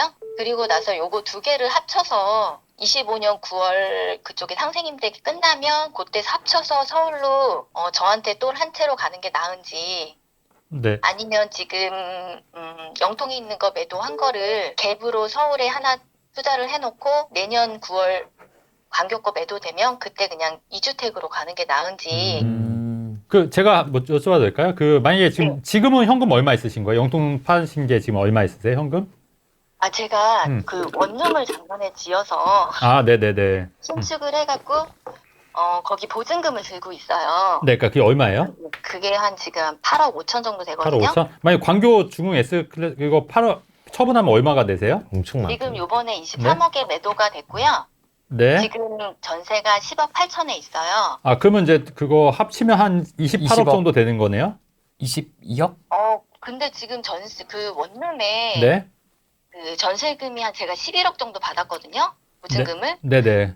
근데 내년 9월부터 이제 그 2년 만기가 돌아와서 제가 좀 보증금을 내줄 수도 역전세 날 수도 있다는 말씀이시죠? 예, 예, 아. 예. 그래서 이제 그거 다 쓰는 거는 조금 그러니까 운용할 수 있는 자금이 얼마나 되시는 거예요? 내년에 답하면? 거기서 한 양도세 내고 11억 정도 남을 것 같고요. 광교에서는. 네. 그리고 여기서는 지금 한 5억 정도는 제가 16억. 네네 그죠? 그 정도 생각하고 있어요. 원룸 그 주택은 네. 그러면 이건 개인으로 하신 거예요? 아니면 법인으로 하신 거예요? 법인으로 했어요. 법인으로. 아, 그러면 이제 네. 상관없으신 거고. 네. 그러면 16억으로 이제 어디 보고 계세요? 지금 잠실 쪽하고 아. 요번에 방배 거기 분양은 어떤가 지금 네네네. 방배도 이제 다녀왔거든요. 아, 나쁘지 않죠. 거기도. 그 거기는 네. 얼마까지 갈까요? 요즘에 분양한 거 이런 아니, 그래도 가지고. 반포에 7, 80%는 가지 않을까. 네네. 반포급에 그러면 한 그래도 3, 40억은 충분히 갈 수 있죠. 그쪽도. 예, 예. 그래서 그쪽하고 잠실하고 네. 예, 예. 저한테 또 한 채가 어딘지 지금 찾고 있기는 하거든요. 아, 네. 네. 그러면 제 생각은 이제 그 내년 9월까지 기다렸었다가 한 번에 옮기시는 게 낫지 않으세요? 네네. 근데 음. 요번에 그 봄에 많이 네? 오를까봐? 네, 그게 아, 걱정돼갖고. 아니요. 그렇게 안 오를 거예요. 제 생각보다. 아, 예, 그래서 네네. 지금 좀 눌려 있어서 네. 그 혹시 올 봄에 오를까봐 이제 내년 9월까지 못 기다리고 더 뜰까봐 그러신 거잖아요, 지금. 네, 맞아요. 근데 제가 볼 때 그렇다고 해서 이거 나눠서 또 하기에는 좀 애매해요, 지금. 그쵸. 예, 예. 그러니까 이런 경우에는 좀 기다리셨다가 어차피 내년 9월이니까. 네. 그리고 혹시 상생 임대인이 꼭 2년을 안 채우고 1년 6개월만 채워도 되는 거 아세요? 지금 제가 거기를 6년째 가지고 있는 거거든요. 네네. 내년 9월이 딱 만기 6년이에요. 예, 아, 그러니까 그거를 협의해서 네. 그 기간을 좀 짧게 할 수도 있어요. 상생 임대. 예, 그러니까 그게 꼭 그래요? 2년을 꼭 채우는 게 아니라 네, 아마 네. 제가 알기로는 이거 찾아보세요. 근데 아마 한 6개월 정도 빨리 해도 인정은 되는 게 있을 거예요. 아, 그러면 그거를 협의하실 수 있어요. 근데 요번에 첫 번째 임차인이 4년을 거주했고 요번 네. 임차인이 지금 2년째거든요. 그러니까 그 2년이 꼭 2년이 아니라 한 1년 6개월만 채워도 인정은 될 거예요. 한번 그거 아, 찾아보세요. 어. 첫 번째 1년 6개월이 아니고 마지막 임차가 2년이 안 되고 1년 6개월이 된다는 말이죠. 네네네. 그래도 아마 그거 확실하진 않은데 네. 이제 만약에 그게 된다고 하면 내년 9월이 아니라 그 6개월이 빨라지시니까 내년 3월이 될 수도 있다는 얘기예요. 아, 그러면 좋으네요. 그러니까 그거를 한번 이제 제가 확실하진 않으니까 네. 한번 찾아보시란 말씀이에요. 아, 네네. 예, 그래서 그 세입자한테 얘기를 하셔서 맞추면 되니까. 네네. 그러니까 상생 임대인이 우리가 이제 대부분 2년 플러스 2년으로 아시는데 네. 그 기간이 짧아도 아마 인정이 되는 게 있을 거예요. 아, 네네. 그러니까 그거 한번 근데 이게 100% 그러니까 한번 저도 찾아봐야 되니까 네네. 그런 방법이 있으면 3월로 당겨지면은 원하시는 목표를 이룰 수 있다는 얘기예요. 제 말은 네네네. 무슨 말 이해되시죠? 내년 9월까지 네네. 기다릴 필요 없이 네, 알아요. 예, 그렇게 해서 하나로 뭉치는 게 맞을 것 같아요. 이런 경우에는. 아, 예. 그리고 이제 법인에 있는 그것도 이제 역전세 대비하셔야 되니까 네네. 너무 무리하지 않는 선에서 하시는 게 맞을 것 같고 네. 잠실이냐 방배는 그때 맞춰서 이제 결정하셔야 돼요. 아, 네네. 네네. 이해되세요? 네. 그러면 네. 대표님이 보시기에 방배하고 잠실하고 네. 나중에 이제 좀 어느 데가 급지가 더 좋아질 방배가 더 나아요. 아, 재건축 되면은. 그래요? 방배가 난데 투자금 네. 자체가 달라질 거예요. 아, 그래요? 예, 투자금이 잠실이 좀 덜 들어갈 거예요, 훨씬. 네네네. 예, 지금. 그래서 이제 그 투자금 대비해서 이제 아까 근데 역전세도 대비해야 되지 않습니까? 네, 맞아요. 그러니까 그거에 맞춰서 이제 움직이셔야 된다는 얘기예요. 아, 근데 내년 네네. 9월이 아니라 아까 말씀드렸듯이 상생 임대는 좀 짧게 할 수 있는 방법, 그거를 찾으면은 좀 더 갈아탈 수 있는 타이밍이 빨라질 수 있다는 얘기예요, 제 얘기는. 아, 네, 좋아요. 네네네. 도움 많이 되셨죠? 네, 너무 많이. 네, 이거 진짜 이거 엄청난 거예요, 이것도. 아, 네네네. 생색 금지. 대표님한테 한번 가야 되나 막 걱정을 하고 어떻게 할까. 아, 솔루션이 너무 확실해서. 명쾌하죠. 예, 네, 명쾌하죠. 네. 예. 다들 놀라세요, 오시면. 네. 예. 생색 그만 내시고. 네네. 자, 한번 이건록 대표님 얘기도 한번 들어보겠습니다. 아, 예, 감사합니다. 예, 동의됩니다. 동의합니다. 예. 네네. 세금 절감하고 1주택으로 가는 게 첫 네. 번째 결론이고요. 네. 예, 일단 갈 때 네. 이제 방배 잠실 역삼을요. 네. 그냥 물건별로 똑같이 생각하면 되고 방배보다 좋은 또 가성비 좋은 잠실의 물건이 있고 잠실하고 비교했을 때 잠실하고 네. 가격이 비슷한데 강남에 만약에 실거주로 들어간다면 역삼 쪽하고 또 네. 비교를 해볼 수 있거든요. 제가 이제 이걸 말씀드리는 건요. 네. 결론이 똑같아서 이제 세금적인 부분들을 대표님 말씀하셨으니까 네. 이 방배 같은 경우는 주변이 다 변해요. 거기는 그래서 상급지의 진보가 합쳐져가지고 굉장히 좋은 지역입니다. 그래서 네. 여기가 지금 이 세 개, 지금 역삼까지 치면은 역삼이 제일 좋고, 그다음 방배, 이제 잠실순인데, 저는 개인적으로 이제 선택지를 어떻게 하냐면요. 방배의 신축으로 가느냐, 재개발로 가느냐, 플러스 잠실의 재건축으로 가느냐. 방배도 재건축입니다. 죄송합니다. 방배는 단독주택 재건축이거든요. 예, 그래서 네네. 방배 재건축으로 가느냐, 잠실 중에서는 잠실에서 한강이 보이는 게 재건축이 된 데가 있잖아요. 네네네. 신촌동에. 저는 네. 이 신촌동이 잠실의 엘스 리센츠, 이 엘리트를, 네. 의 입지를 동등하게 갈 수 있는 데라고 생각을 해요. 네. 예, 동등하게 갈 수 있고, 거기에 한강뷰가 보이면은, 이거는 또 진일보할 수 있는 데가 있거든요. 장땡 아파트라고. 네네네. 예, 그래서 거기는 토지거래 허구이기 때문에 실거주를 해야 되고, 방배동은 장점은 제가 말한 잠실과 역삼은 실거주가 들어가야 돼요. 근데 네. 예, 방배동은 실거주가 필요 없어요. 예, 네네. 그래서 이제 선택지를 나중에 할 때 실거주로 만약에 간다고 하면은 방배만 보시는 게 아니라 한 개로 가되 잠실 쪽에 한강이 보이는 재건축의 실거주, 그리고 역삼동에 학원가가 밀집됐는데 아직 가격이 움직이지 않은 아파트가 있습니다. 역삼동. 네네. 예, 역삼동 쪽에. 그래서 그쪽, 비교를 해보면 돼요. 잠실 쪽에 있는 엘리트의 24평하고 역삼동의 세대수는 작은데 학원가에 붙어 있는 뭐 이마트 근처에 있는 그런 아파트의 이제 가격을 보면요. 역삼동이 더 위에 올라가야 되는데 비슷한 가격이 형성됐어요. 이거는 시기적으로 가격의 움직임들이 조금 또 변화가 일으킬 수 있는 여지가 있는 거군요. 그래서 지금 여기서 뭘 가라라고 정할 수는 없어요. 그 시기에 따라서 해야 되니까. 그러니까 중요한 거는 방배, 잠실, 역삼 어디 가도 상관없습니다. 근데 중요한 결론 하나는 세금 전략을 하고 1주택으로 가는 게 저도 맞다고 생각합니다. 왜냐하면 이 돈이면 상급지를 갈 수 있거든요. 저 같은 경우는 다주택자입니다. 근데 왜 다주택자가 됐냐면요. 돈이 없어서 다주택자가 됐습니다. 처음에 돈이 없으니까 모으다 보니까 다주택자가 된 거거든요. 근데 제가 만약에 현금으로 16억이 처음에 있었거나 20억 가까이 있었으면요. 네. 똘똘한 1주택을 산 다음에 그 다음에 한두 개 정도로 다주택 전략을 썼을 것 같아요. 지금은 거꾸로 광교에서 간다는, 이제 강남권으로 온다는 거는 좋은 전략이에요. 광교는요, 진짜 좋은 데잖아요. 그 중에 네. 대장을 S 중클래스면 대장이잖아요. 네네. 그 호수 보여요? 네, 보여요. 죽이네요. 예. 그러니까는 대장 중에 좋은 물건을 가지고 있는데 이 광교의 맹점이 뭐냐면요. 그 수원에서 그 동네에서 대장이지 지역에서 방구를 끼는 거지 전국에서 방구를 네네네. 못 끼는 거예요. 네네. 그 동네 수요는 있지만 전국 수요는 아니에요. 제가 생각할 때는. 그래서 지금 지역 수요, 방구를 끼는 수요에서 전국에서 방구를 끼는 수요로 조금 옮기는 게, 아이, 채택에서 엄청 웃으시네. 하는 게 좀 나을 것 같다라는 생각이 네네. 들어서, 이제, 네. 최진곤 대표님하고 이번엔 이제 이제 의견은 일치가 되고, 다만 지금 이제 선정을 할 때 그 시기와 실거주에 따라서 방배, 잠실, 역삼, 그리고 더 확장시킬 수도 있어요. 그거는 그때 가서 이제 생각을 해보는 게 좋을 것 같습니다. 그래서 네. 이렇게 이제 정리를 좀 하도록 하겠습니다. 네. 네, 감사합니다. 네. 그러면 저기 잠실하고 역삼은 여기 실거주 요건이 있잖아요. 맞습니다. 네. 하셔야죠. 예. 실거주 요건이 한 6개월 안으로 입주를 해야 되는 건가요? 거래를 하고 나서? 거래를 하고 6개월인지 정확하게 그 수치는 모르겠는데 토지거래 허구이기 때문에 네네. 만약에 여기 입주를 바로 하지 않으면은 이행강제금 형식으로 벌금 형식이 물려요. 네네. 예, 몇 천이 물립니다. 그래서 그거에 대한 부분들은 이제 토지거래 허구를 받았을 때 기간을 좀 받는 게 중요하고 그거는 제가 행정청에 다시 한번 물어봐야 될 것 같긴 해요. 아, 네. 네네네. 네, 그걸 모르는 걸 또 안다고 할 수는 없으니까. 네. 네, 그래서 일단은 그 실거주를 하면 또 대출도 조금 끼워야 되는데 네. 대출 끼고 하기에도 나쁘지 않은 물건이니까 꼭 염두를 하시고 이 대출을 할 때 내 소득과 상관없이 대출을 하는 게 아니라 뭐 네. 그렇게 대출을 불러일으키겠지만 너무 무리해서는 하시면 안 됩니다.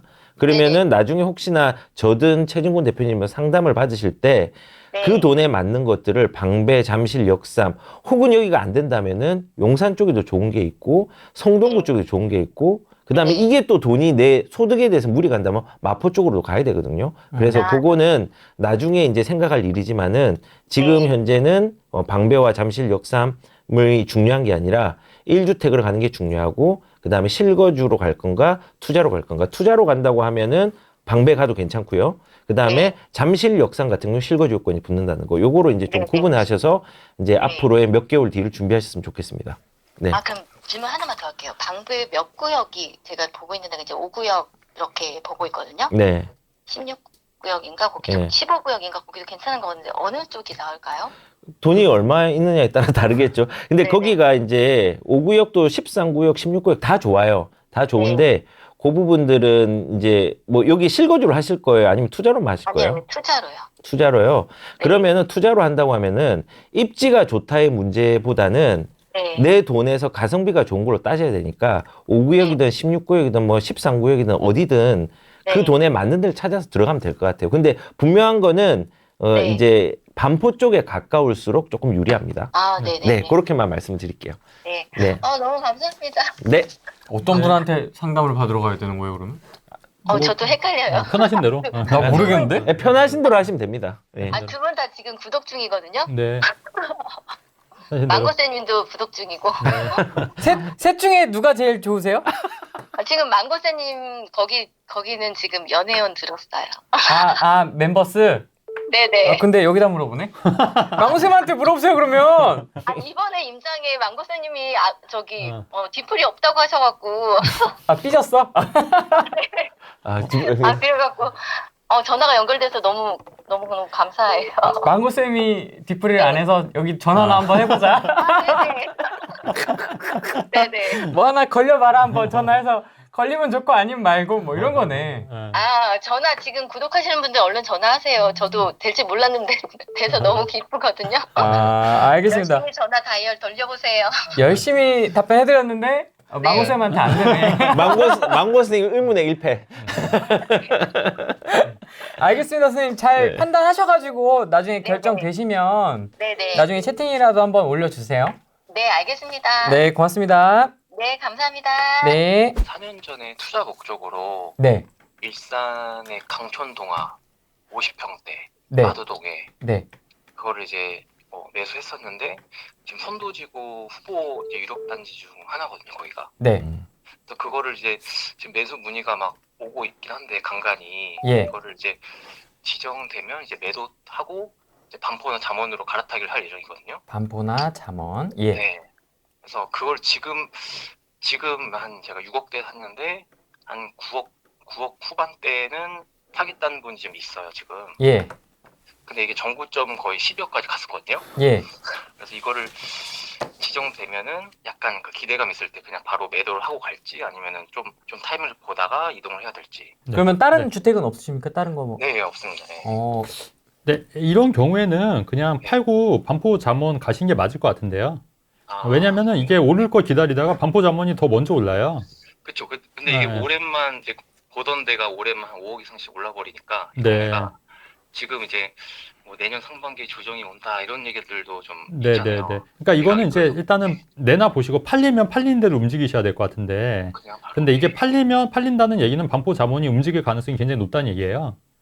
네. 예, 그래서 요거는 뭐 큰 의미 없이 크게 뭐 고민하실 건 아니고 이제 내나 보시고 너무 높게 내나 보는 거 말고 그냥 적정한 가격에 내나 보시고 팔리면 그 돈 가지고 이제 상급지로 가시려고 하는 거잖아요. 또 특히 이제 강남으로 가시려고 하는 거니까 네. 요거는 팔리고 바로 움직이시는 게 맞다고 보거든요. 또 하나는 이게 제가 네.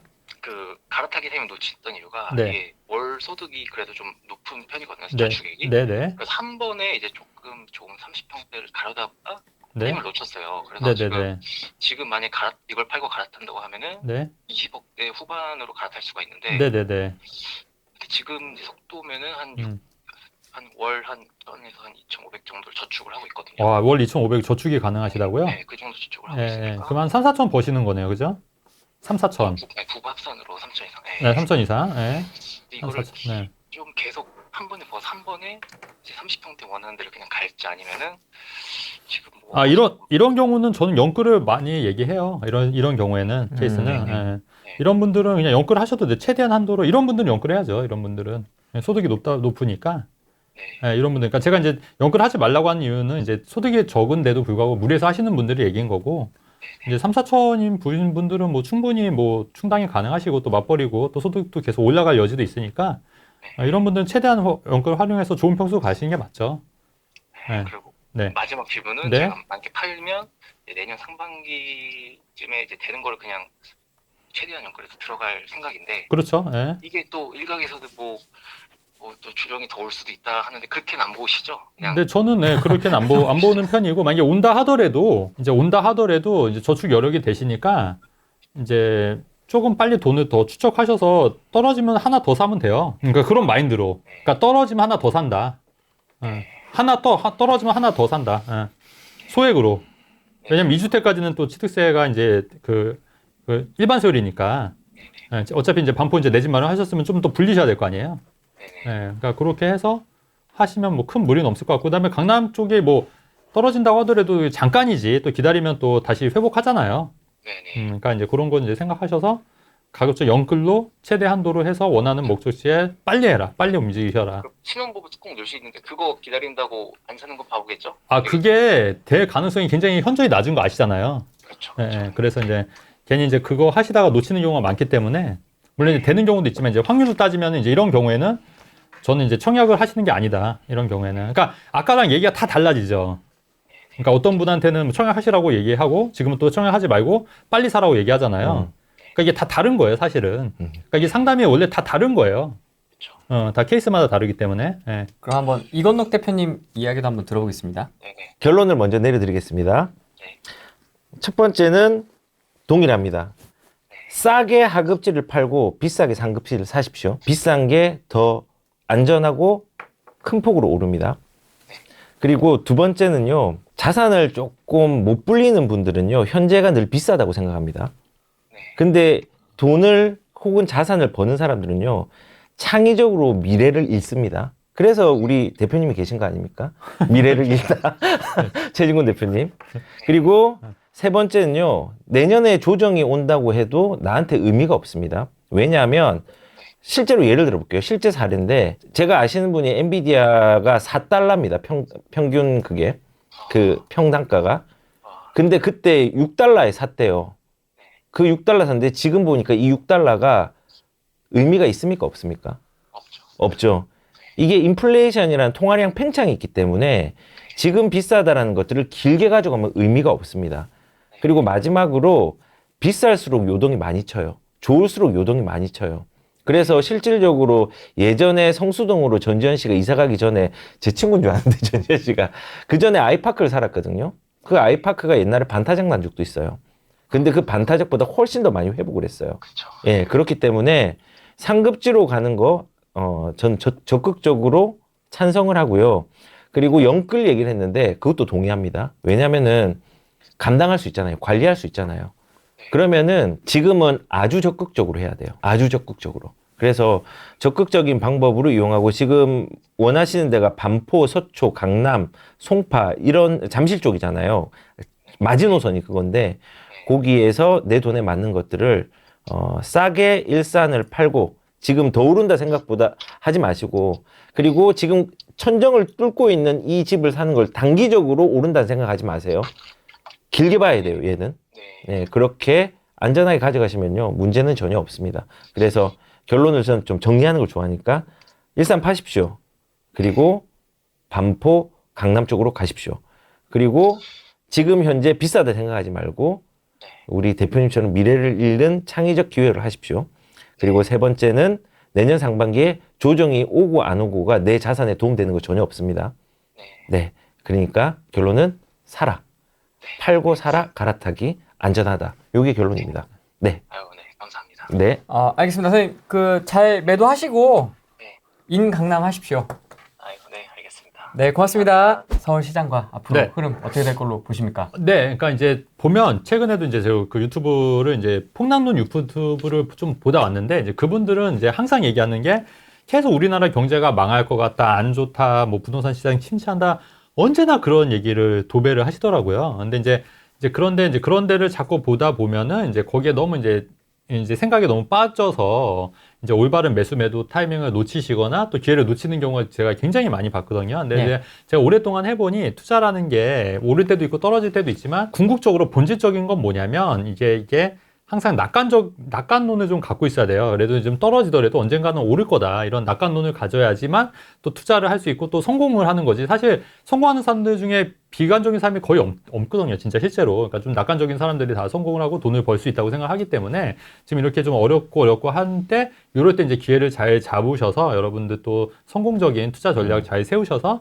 잘 성투하시면은 좋을 것 같다. 이런 말씀을 좀 꼭 드리고 싶네요. 그러니까 너무 그런데 현혹되실 필요가 없다. 예, 이런 말씀 드리고 싶어요. 예. 네. 인문학보다는 감성적으로 저는 F니까. 아, 역시. 네, 저는 이제 우리가 행복이라는 목적들을 다 동일하게 가지고 있는데 그 행복은 긍정의 감정들을 많이 가질수록 행복할 수 있는 기회가 많아진다고 생각을 합니다.